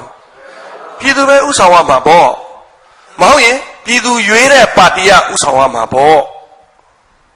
နိုင်ငံတော်အာဏာကိုပြည်သူကပိုင်တယ်လေဟုတ်တယ်လားရှင်းရှင်းလေးပဲနိုင်ငံတော်အာဏာကိုပြည်သူပိုင်တာမှရင်ပြည်သူရွေးတဲ့လူကပဲအမျိုးသားနိုင်ငံရေးကိုဥဆောင်ရမှာပေါ့မရဘူးတပ်မတော်ကပဲအမြဲတမ်းဥဆောင်မယ်လို့ရေးထားတယ်နိုင်ငံတော်အာဏာဘယ်သူ့ကိုအပ်ထားတာတော့ပြည်သူကိုအပ်တာဟုတ်သေးရဲ့လားစဉ်းစားလို့ရတယ်လွယ်လွယ်လေးပုံမှန်20ခဝေးမှာဒီလိုရေးထားတယ်တပ်မတော်နဲ့ပတ်သက်သောအရေးကိစ္စများကိုတပ်မတော်ကသာလွတ်လပ်စွာမှတ်ထားတော့လွတ်လပ်စွာစီမံခန့်ခွဲစီရင်ဆောင်ရွက်မည်တဲ့တပ်မတော်နဲ့ပတ်သက်တဲ့ကိစ္စကိုတပ်မတော်ကပဲလုပ်မယ်လွတ်တော်ဘာမှလာမပြောနဲ့အစိုးရနိုင်ငံတော်သမ္မတဘာမှလာမပြောနဲ့ဟုတ်ပြီနော်ဒါလို့ဆိုရင်တပ်မတော်ဟာလွတ်တော်ရဲ့အထက်မှာသမ္မတရဲ့အထက်ရောက်သွားပြီသူကိစ္စသူ့ဟာသူလွတ်လွတ်လပ်လပ်လုပ်မယ်ဆိုတဲ့အတွက်သူ့ရဲ့အထက်မှာဘယ်သူမှမရှိဘူးပြည်သူလည်းသူ့ရဲ့အထက်မှာမရှိဘူးတပ်မတော်ကအထက်ပြည်သူကအောက်နိုင်ငံတော်အာဏာဘယ်သူလက်ဝယ်ရောက်အဲ့ဒီတော့ဒီဖွဲ့စည်းပုံကနိုင်ငံတော်အာဏာကိုနိုင်ငံသားတွေကိုအပ်တာလားဘယ်သူကိုအပ်တာလဲမဖြေပါနဲ့သက်ဆိုင်သူတွေဖြေကြပါလိမ့်မယ်နော်ခင်ဗျားတို့ကမေးခွန်းလောက်ပဲမေးပါနောက်ထပ်20ခငယ်မှာကပ်ပြီးတော့ရေးထားတယ်ကာကွယ်ရေးဦးစီးချုပ်ဟာတဲ့လက်နက်ကင်တပ်ဖွဲ့အားလုံးရဲ့အကြီးအကဲဖြစ်ပါတယ်တဲ့ကာကွယ်ရေးဦးစီးချုပ်ကလက်နက်ကင်တပ်ဖွဲ့အားလုံးရဲ့အကြီးအကဲဆိုတော့ဗမာပြည်မှာလက်နက်ကင်တဲ့အဖွဲ့2ဖွဲ့ရှိတယ်တပ်မတော်ရဲ့ရဲတပ်ဖွဲ့ရဲ့အဲ့တော့ရဲတပ်ဖွဲ့အကြီးအကဲလဲကာကွယ်ရေးဦးစီးချုပ်ပဲတပ်မတော်အကြီးအကဲလဲကာကွယ်ရေးဦးစီးချုပ်ပဲအဲ့တော့ရဲတပ်ဖွဲ့အကြီးအကဲရဲချုပ်ကြီးကဘယ်နှမ်းသွားနေရမှာလဲမသိဘူးဒီပြဋ္ဌာန်းချက်အရဆိုနေရှုပ်သွားပြီဟုတ်ပြီဒါလို့ဆိုရင်ဗမာပြည်မှာလက်နက်ကင်အဖွဲ့အစည်းကြီး2ခုရှိတယ်တိတ်အရေးကြီးတဲ့အဖွဲ့တပ်မတော်ဆိုတာကျွန်တော်တို့ရဲ့အချုပ်အခြာအာဏာကိုကာကွယ်ရမယ်အဖွဲ့တပ်ဖွဲ့ဆိုတာကကျွန်တော်တို့ခင်ဗျားတို့ပြည်သူလူထုအေးအေးချမ်းချမ်းသာသာရာရာနေနိုင်အောင်ထိမ့်သိမ်းဆောက်ရှောက်ပေးရမယ်အဖွဲ့လက်နက်ကင်ခွင့်ရှိတဲ့အဖွဲ့အဲ့ဒီလက်နက်ကင်ခွင့်ရှိတဲ့အဖွဲ့အားလုံးဟာကာကွယ်ရေးဦးစီးချုပ်ရဲ့အမိန့်ကိုပဲနာခံရမယ်ကာကွယ်ရေးဦးစီးချုပ်ကိုပဲသစ္စာခံရမယ်ကျွန်တော်တို့ရွေးထားတဲ့ကျွန်တော်တို့ရဲ့သမ္မတကြီးကစစ်တပ်ကိုအမိန့်ပေးလို့မရတော့ရဲတပ်ဖွဲ့ကိုလည်းအမိန့်ပေးလို့မရတော့အဲ့တော့နိုင်ငံတော်သမ္မတကစစ်တပ်ကိုအမိန့်မပေးနိုင်ဘူးဆိုတော့နိုင်ငံတော်သမ္မတကဘယ်သူရွေးထားတာလဲမူအရကျွန်တော်တို့ပြည်သူလူထုရွေးထားတာအဲ့တော့ပြည်သူမှာအာဏာရှိရင်သမ္မတမှာအာဏာရှိရမယ်အခုသမ္မတမှာအာဏာမရှိဘူးဆိုတော့ပြည်သူမှာအာဏာမရှိဘူးပေါ့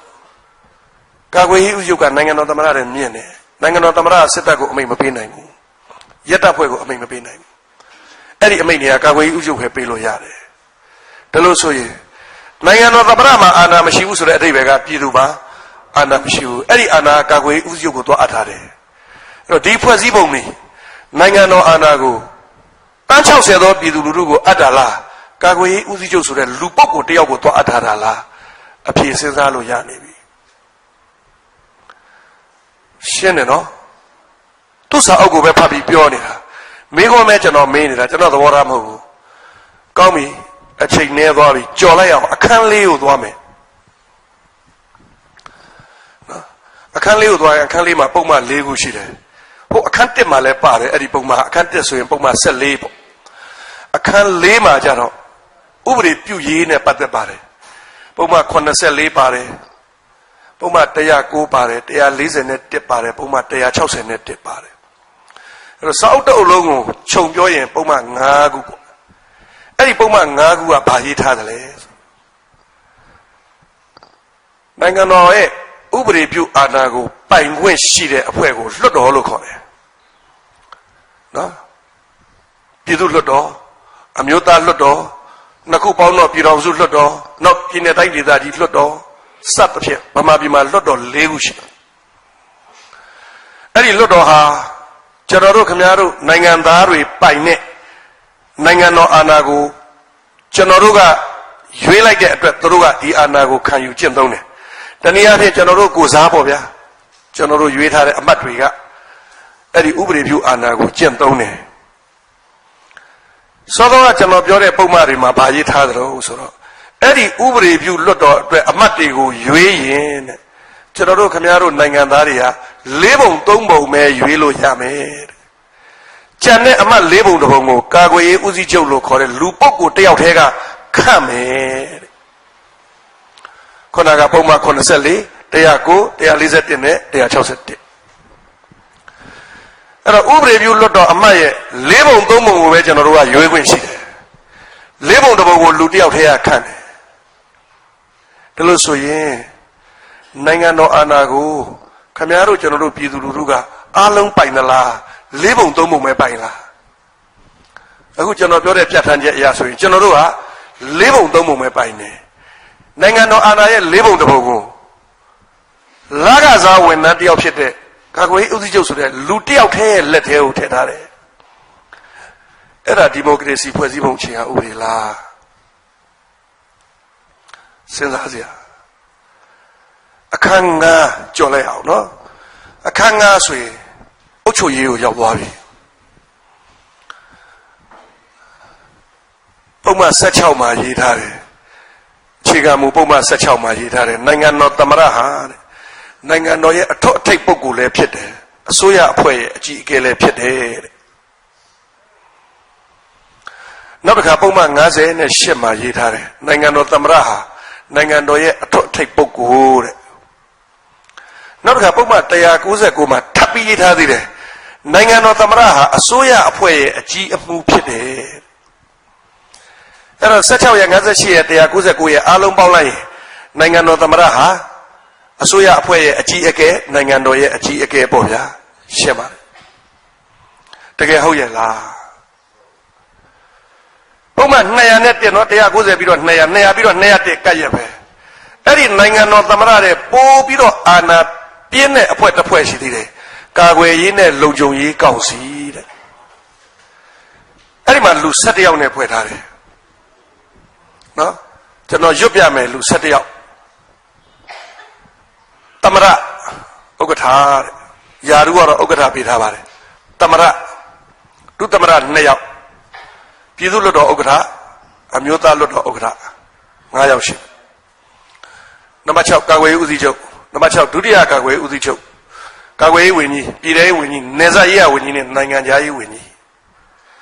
အားလုံး17ယောက်ရှိတယ်အုပ်စုခွဲကြည့်ရအောင်နိုင်ငံတော်သမ္မတရဲ့လူသမ္မတကိုထောက်ခံမဲ့လူဘယ်နှယောက်ရှိသလဲကြည့်လိုက်အောင်နံပါတ်1နိုင်ငံတော်သမ္မတတော့ကိုထောက်ခံမှာပေါ့တမဲဒုတိယသမ္မတ2ယောက်ရှိတယ်တယောက်ကလွတ်တော်ကရွေးထားတာဒေါက်တာစိုက်မောက်ခန်းနောက်တစ်ယောက်ကကာကွယ်ရေးဦးစီးချုပ်ကခန့်ထားတာဒေါက်တာစိုက်မောက်ခန်းကတော့သိကြတယ်သမ္မတကြီးကိုထောက်ခံမှာ2မဲတယောက်ရှိသေးတယ်အားမငယ်နဲ့နိုင်ငံခြားရေးဝန်ကြီးဘယ်သူခန့်ထားတာတော့သမ္မတခန့်ထားတာသိကြတယ်အဲ့ဒီမဲသမ္မတဘယ်နှမဲရပြီတော့3မဲရပြီလွတ်တော်ဥက္ကဋ္ဌကြီးကိုမေးရမယ်ဥရွှေမန်းနော်ဒါ2ယောက်ချင်းတွေ့မေးရမှာထောက်ခံမလားဘာလို့ပုတ်တိုက်တာတွေကများနေတယ်နော်ပုတ်တိုက်တာတွေကများနေတော့တကယ်လို့များအရေးကြုံရင်ဥက္ကဋ္ဌကြီးဘယ်ဘက်ကရမှာလဲသူရက်ချင်တဲ့ဘက်ကရမယ်ဥရွှေမန်းကလွတ်လပ်တယ်လို့သူကြိုက်တဲ့ဘက်ကရမယ်သူလွတ်လပ်တယ်လို့ဒါကြောင့်သူသမ္မတဘက်ကရမယ်လို့အပိုင်မပြောနိုင်ဘူးအလားတူအမျိုးသားလွတ်တော်ဥက္ကဋ္ဌကြီးဥက္ကဋ္ဌအောင်မြင့်သူလည်းလုံးဝလွတ်လပ်တယ်သူကြိုက်တဲ့ဘက်ကရလို့ရတယ်အဲ့တော့သူတို့2ယောက်က neutral ကြားလို့ဟုတ်ပြီနှစ်အုပ်စုရပြီသမ္မတကြီးနဲ့သူ့နောက်က2ယောက်ဆိုတော့3ယောက်ကတစ်ဖွဲ့ဟိုလွတ်တော်ဥက္ကဋ္ဌ2ယောက်ကလည်းအဲ့ဒါ2ဖွဲ့လို့ပဲဒါ neutral သူတို့2ယောက်စလုံးကအတူတူလည်းမဟုတ်ဘူးသူတို့ရချင်တဲ့ဘက်ကရမယ်လို့ကြည့်ရအောင်နံပါတ်6ကကာကွယ်ရေးဦးစီးချုပ်ဟုတ်ပြီနော်သူ့နောက်မှာဘယ်သူရှိသလဲဒုတိယကာကွယ်ရေးဦးစီးချုပ်သူ့တပည့်သူ့ရဲ့ယာရုငယ်တဲ့လူဟဲ့ကောင်တတိဆွဲ attention ပေးဆိုရင်လှုပ်လို့ကိုမရဘူးတတ်တာမပြောမချင်းတနေကုန်ရက်နေရမယ်သူတပည့်သူ့ရဲ့အမိန့်ကိုနာခံရတဲ့လူအဲ့တော့သူ့ကိုထောက်ခံမယ်2မဲရသွားပြီကာကွယ်ရေးဦးစီးချုပ်2မဲဒုတိယကာကွယ်ရေးဦးစီးချုပ်ကာကွယ်ရေးဝန်ကြီးဘယ်သူလဲသူ့တပည့်သူ့ရဲ့ယာရုငယ်တဲ့လူ attention ဆိုရင်တနေ့ကုန်မှတ်တရနေရမယ်လို့ပြည်ထောင်ဝင်ကြီးဗိုလ်ချုပ်ကြီးသူ့တပည့်သူ့ရဲ့ယာလူငယ်တဲ့လို့နေစာရေးဝင်ကြီးဗိုလ်ချုပ်ကြီးသူ့တပည့်သူ့ရဲ့ယာလူငယ်တဲ့လို့9ယောက်ရှိပြီနောက်ဒုတိယသမ္မတတယောက်သူခန့်ထားတာအလုံး6မဲရှိတယ်မလွဲမသွေမထောက်ခံမနေရကာကွယ်ရေးဦးစီးချုပ်ကိုထောက်ခံမယ်မဲ6မဲရှိတယ်သမ္မတကြီးက3မဲပဲရှိတယ်အဲ့ဒီတော့ကာလုံရဲ့ဆုံးဖြတ်ချက်လို့ပြောမလားကာကွယ်ရေးဦးစီးချုပ်ဆုံးဖြတ်ချက်ပြောမလားကာလုံမှာကာကွယ်ရေးဦးစီးချုပ်က6မဲရှိတယ်အဲ့တော့အုပ်ချုပ်ရေးမှာအာဏာအရှိဆုံးအဖွဲ့ကြီးရဲ့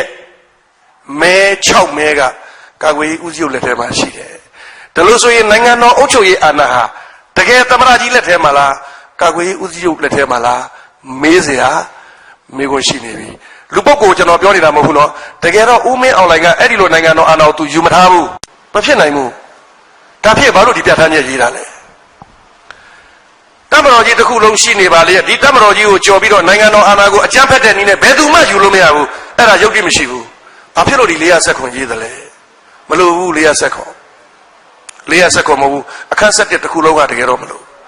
့ဒါပေမဲ့ရေးထားတယ်ဘာဖြစ်လို့တော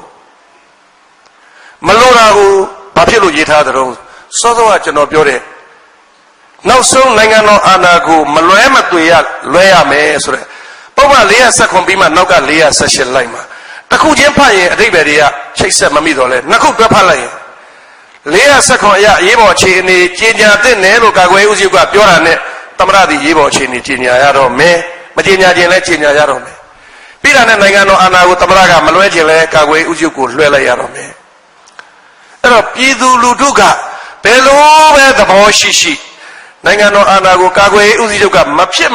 နိုင်ငံတော်သမ္မတကကာကွယ်ရေးဦးစီးချုပ်ကိုမဖြစ်မနေလွှဲရမယ်ဆိုရင်ဒီနိုင်ငံရဲ့နိုင်ငံတော်အာဏာကိုကျွန်တော်တို့ဗမာနိုင်ငံသားတွေတကယ်ပိုင်နေဆိုတာဟုတ်သေးသလားနိုင်ငံတော်အာဏာကိုပြည်သူလူထုပိုင်နေဆိုဘယ်တော့မှကာကွယ်ရေးဦးစီးချုပ်ကတိုင်းပြည်ကိုအုပ်ချုပ်ဖို့အကြောင်းမရှိဘူးပြည်သူလူထုရွေးတဲ့လူကပဲအုပ်ချုပ်ဖို့အကြောင်းရှိတယ်နိုင်ငံတော်အာဏာကိုကာကွယ်ရေးဦးစီးချုပ်ကိုဘယ်အကြောင်းကြောင့်မှလည်းအဖို့မရှိဘူးပြည်သူလူထုရွေးချယ်တင်မြှောက်ခံရသူကိုပဲအဖို့အကြောင်းရှိတယ်ကျွန်တော်လွယ်လေးပြောပြပါပဲเนาะဒါယုတ်တိမရှိဘူးဆိုတာခင်ဗျားတို့စဉ်းစားနိုင်အောင်ကျွန်တော်ပြောတာပါကောင်းပြီဥပမာပေါ့ဗျာကျွန်တော်ကချင်ကရင်တို့နာမည်တက်ပြောတော့မကောင်းဘူးကဲတိုင်းရင်းသားမျိုးနွယ်တစ်ခုကအမတန်ကိုအင်အားကောင်းကောင်းနဲ့လက်နဲ့ဆွဲကြိုက်ပြီးတော့မှနိုင်ငံတော်အာဏာကိုရယူဖို့ကြိုးစားတယ်ဆိုပါတော့ဗျာမဖြစ်နိုင်တာတကိစ္စနော်ဟုတ်ပြီဟိုကြိုးစားပြီတကယ်ပဲဗျာကျွန်တော်တို့နိုင်ငံတော်အာဏာကိုချိန်ချောက်နေပြီအဖွဲ့တစ်ဖွဲ့ကသူတို့အဖွဲ့ပဲတနိုင်ငံလုံးကိုအုပ်ချုပ်တော့မယ်တဲ့တောင်းကြမ်းပြီလက်နဲ့ကင်ပြီးတော့တောင်းကြမ်းနေပြီကြိုးစားပြီဆိုပါတော့ကျွန်တော်ကသမ္မတတို့ပါဦးလာထောင်းကကျွန်တော်ရဲ့ကာကွယ်ရေးဦးစီးချုပ်တိုင်းပြည်ကိုအုပ်ချုပ်နေတာကျွန်တော်ကတာဝန်အရှိဆုံးပုဂ္ဂိုလ်တပုတ်ထနေပြီနိုင်ငံတော်အာဏာကိုသိမ်းတော့ပဲလွယ်လေးလွတ်တော်ခဏလာပါအဲ့တော့ကျွန်တော်အမိတ်ဖတ်ကြည့်အဲ့ဒီတပုံကိုခင်ဗျားသွားနေနေအောင်မြင်အောင်နေနေ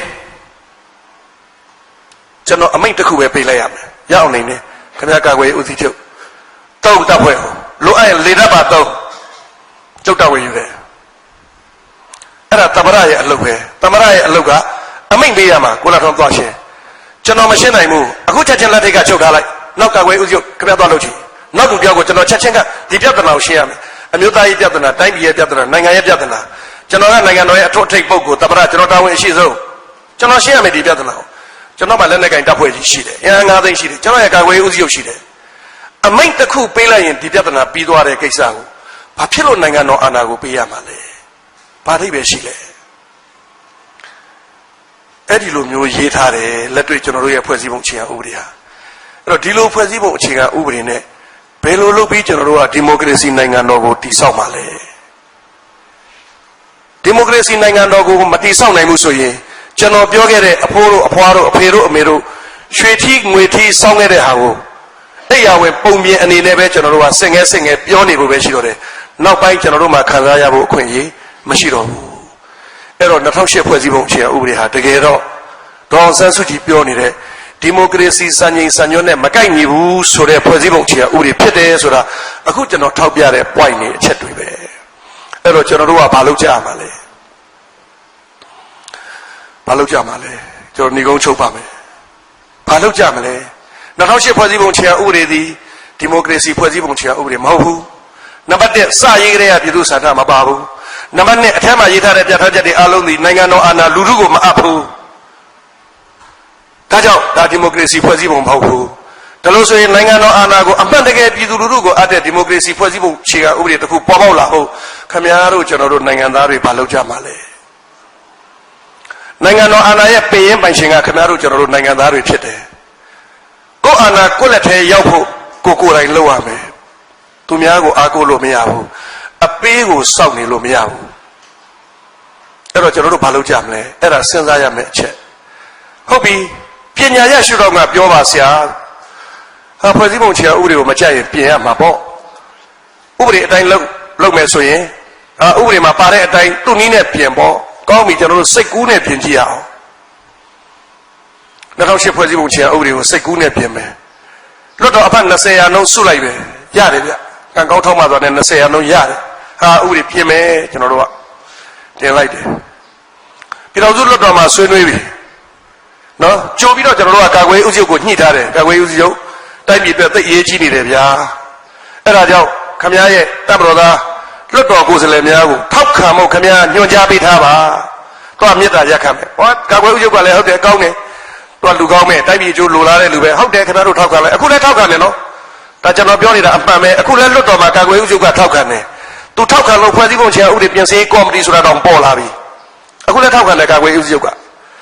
အဲ့ဒီတော့ပြင်ဖို့အကြောင်းတကယ်လို့များပေါ်လာရင်ကာကွယ်ဥစ္စာကထောက်ခံမှာပဲဟုတ်ပြီဒါနဲ့ပြင်လို့ရသလားမရသေးဘူးနောက်ထပ် step တစ်ခုလိုနေတယ်တတိယအဆင့်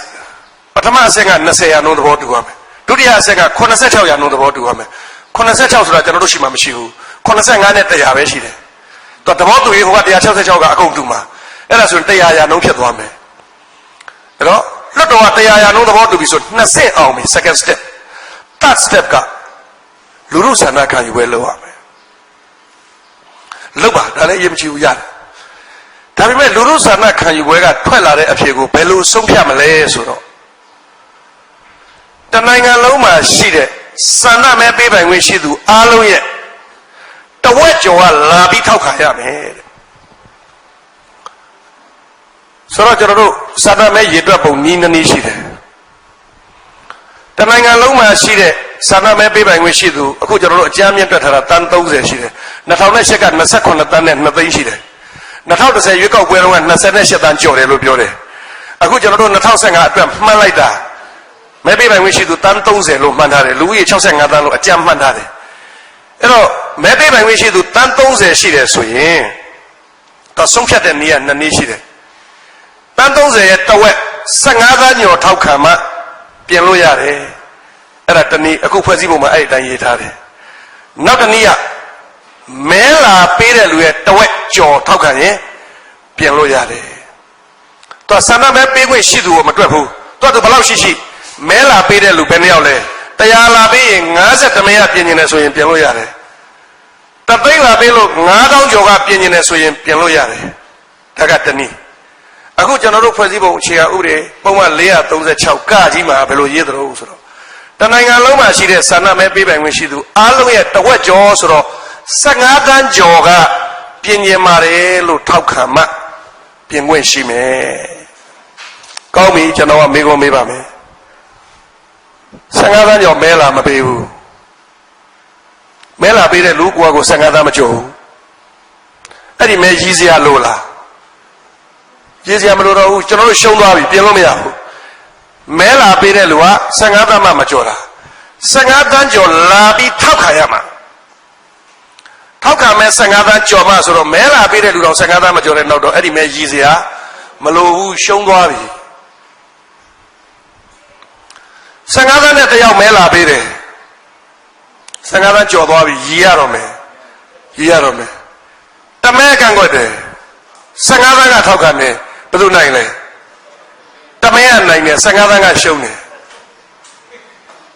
အဲ့ဒါဖွဲ့စည်းပုံအခြေခံဥပဒေမှာအဲ့ဒါလိုရေးထားတယ်အဲ့တော့ဆန္ဒမဲပေးတယ်ဆိုတာမလာမနေရမဟုတ်ဘူးကာကံရှိတဲ့သဘောသွားကြမှာသွားပေးကြမှာပေး အတင်းအကျပ်မဲပေးခိုင်းလို့မရဘူး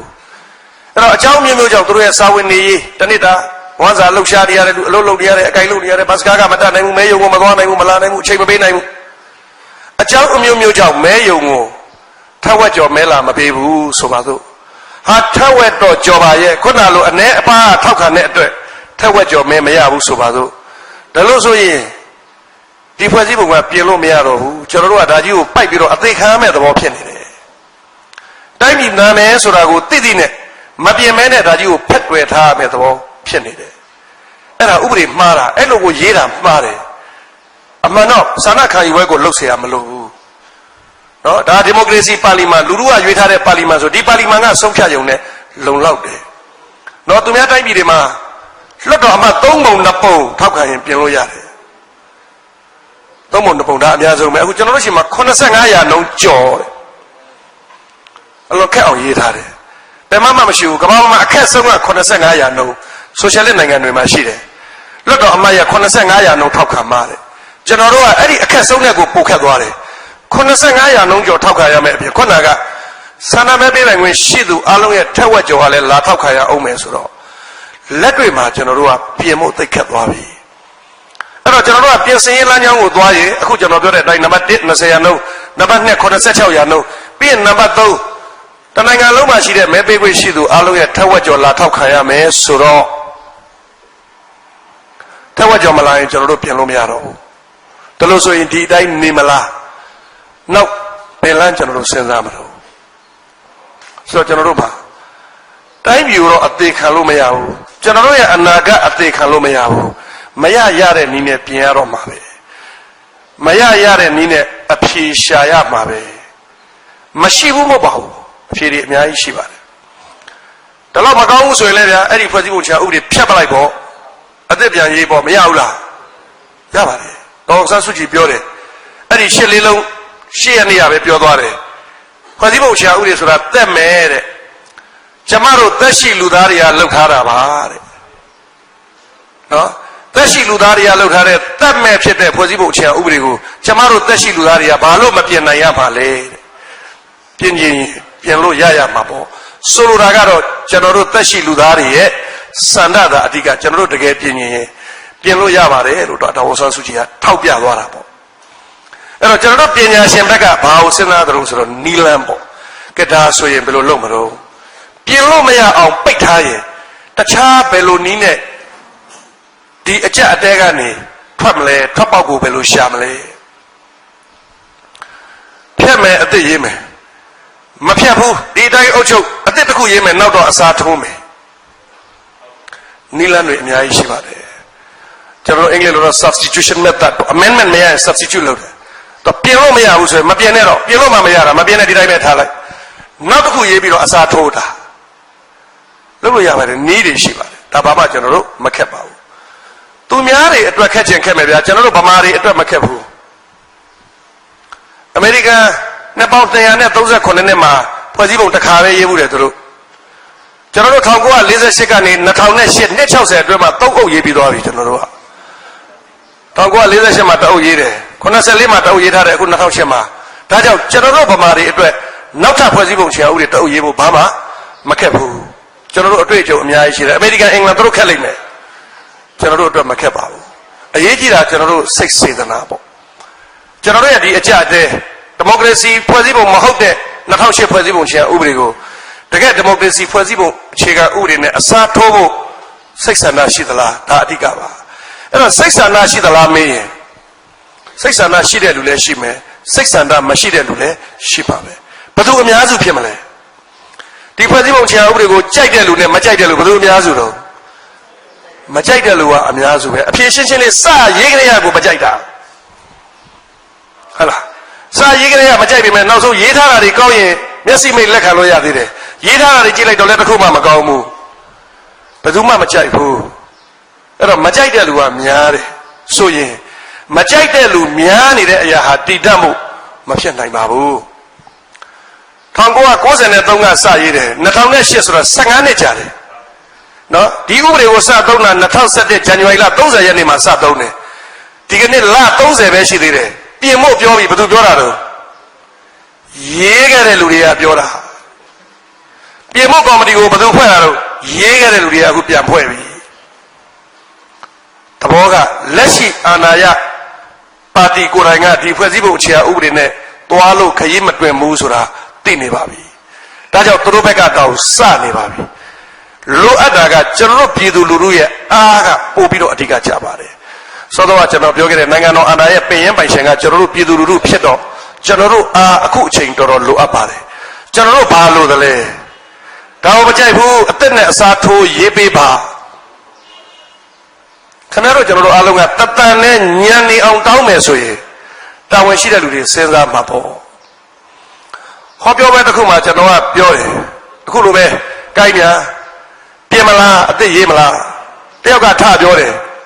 တကယ်တော့ကားတယောက်တိတ်ကိုကောင်းတဲ့ဥပမာကျွန်တော်မှတ်ထားတယ်ရောက်တဲ့နေရာတိုင်းမှာပြောတယ်ဘာပြောလဲသိလားဆရာတဲ့အပေါက်100လောက်ပေါက်နေတဲ့ပစိုးကိုဆရာအပြီးဝတ်မလားအသက်ဖဲဝယ်တော့မလားတဲ့ကောင်းလိုက်တာဗျာအပေါက်100လောက်ပေါက်နေတဲ့ပစိုးကိုတဲ့ဖာပြီးဝတ်မလားအသက်ဝယ်မလားတော့သာတိတ်ကိုရှင်းတယ်မျက်စိတွေကိုကွင်းကနေကွက်ကနေပဲအပေါက်100လောက်ကိုဖာထားတာကြီးဝတ်တော့လေခင်ဗျာအဖာ100ပစိုးကြီးပဲဘယ်လိုလုပ်သိခါရှိမှလဲဗျာပို့ပြီးတော့လည်းပတ်စံကကိုအောင်ပါပေါ့ဗျာအစင်မပြေမှုတွေပိုဖြစ်ပါပေါ့အသက်တစ်ထည်ဝယ်လိုက်တာမှနောက်ဆုံးမရှိချီငားပြီးတာဝယ်လိုက်တော့ဗျာဆိုလိုတာကဟိုအစင်ပြေအောင်လုပ်လို့ရတယ်ခဏအခုကျွန်တော်ပြောနေတဲ့ပုံမှန်ဒါလက်တန်း3-4ခုလောက်ကျွန်တော်ကောက်ပြောတာတစ်ခုချင်းပြောမယ်ဆိုပြင်စရာပုံမှန်900ကျော်မှ200လောက်ကပြင်ရမယ်အပေါက်100မဟုတ်အပေါက်200လောက်ကိုရှိနေတယ်အဲ့ဒီလောက်အများကြီးပြင်ဖို့ဆိုရင်ပြင်တဲ့နည်းကသုံးဖို့တင်ပါအောင်မလားဟာလာကျွန်တော်ဒါပြင်တဲ့နေပြောရင်ဟာဦးလားတော့ဟာဒါမပြင်သင့်ဘူးဟာမဟုတ်ဘူးဒါပြင်သင့်တယ်ဒါတစ်ခုကိုညင်းနေတာပြင်သင့်တယ်မပြင်သင့်ဘူးဟုတ်ပြီကဲသဘောတူလိုက်ပြီဦးလားတော့ဟာဒါဆိုလဲပြင်များဘယ်လိုပြင်မလဲကျွန်တော်ပြင်နေတာတစ်မျိုးသူပြင်နေတာတစ်မျိုးအဲ့ဒီကြတော့မှ तू ကတစ်မျိုး तू ကတစ်မျိုး तू ကတစ်မျိုးနဲ့ဟိုလိုပြင်ကောင်းမယ်ဒီလိုပြင်ကောင်းမယ်အယူဆတွေကကွဲအောင်မယ်အဲ့တော့ပြင်တယ်ဆိုတာကပြင်မလားမပြင်ဘူးလားပြဿနာ1ပြီးရင်ဘယ်လိုပြင်မလဲဆိုတာပြဿနာ2မဆုံးနိုင်တဲ့ပြဿနာတွေကိုဝင်သွားမယ်ကျွန်တော်တို့ကထားလိုက်တော့ဗျာပညာရှင်တွေခေါ်ပြီးအသက်တစ်ခုသာရေးလိုက်လူလူကိုချပြလိုက်ဖတ်ကြဗျာခင်ဗျားတို့မကြိုက်တာတွေပေးဆန္ဒပေးပြီးရင်လူလူဆန္ဒနဲ့ညီအောင်ပြန်ရေးပြန်ချပြပြီးတော့တကယ်လွတ်လွတ်လပ်လပ်ပြည်သူဆန္ဒခံယူပွဲနဲ့ကျွန်တော်တို့အတည်ပြုလိုက်လွယ်လွယ်လေးမပြီးဘူးလားပြီးပါတယ်ဒီလိုပဲလုပ်ခဲ့တာပဲကျွန်တော်တို့3အုပ်တောင်ရှိပြီဘာမှအခက်အခဲမရှိပါဘူးလွယ်လွယ်လေးလုပ်လို့ရပါတယ်အဲ့ဒီလွယ်လွယ်လေးလုပ်လို့ရတဲ့ကိစ္စကိုတာဝန်ရှိသူတွေလုပ်ချင်စိတ်ပေါ်လာအောင်ခင်ဗျားတို့ကျွန်တော်တို့အတန်တွေညံနေအောင်တော့ထုတ်ပေးဖို့လိုပါပြီအဲ့ဒီဟာနဲ့ပတ်သက်လို့မကြခင်ကျွန်တော်လည်းနောက်ကြဆုံးဒီလကုံလောက်မှာအဖွဲ့ချုပ်ကသူတို့ရဲ့သဘောထားကိုတိတိလင်းလင်းထုတ်လာပါလိမ့်မယ်အဲ့ဒီအခါကျတော့အဖွဲ့ချုပ်ထုတ်ပြန်ကြေညာလာတဲ့သဘောထားအတိုင်းခင်ဗျားတို့ကျွန်တော်တို့အားလုံးပြည်သူလူထုကလိုက်ပြီးတော့တတန်နဲ့ညီညွတ်နဲ့အတန်မြည်ပေးလိုက်မယ်ဆိုရင်တော့ကျွန်တော်ထင်ပါတယ်ဖွဲ့စည်းပုံအခြေခံဥပဒေပြင်ဆင်ရေးသို့မဟုတ်အသစ်ရေးဆွဲရေးသို့မဟုတ်ပြင်ဆင်ရေးဆွဲရေးသို့မဟုတ်အစားထိုးရေးဘာပဲဖြစ်ဖြစ်ကျွန်တော်တို့အနာဂတ်မြန်မာနိုင်ငံအတွက်မျှော်လင့်ချက်ရောင်ကြီးတစ်ခုတော့ပေါ်ပေါက်လာလိမ့်မယ်လို့ယူဆပါတယ်နားထောင်တဲ့အတွက်အားလုံးကျေးဇူးတင်ပါတယ်12နာရီဖြစ်ပါပြီ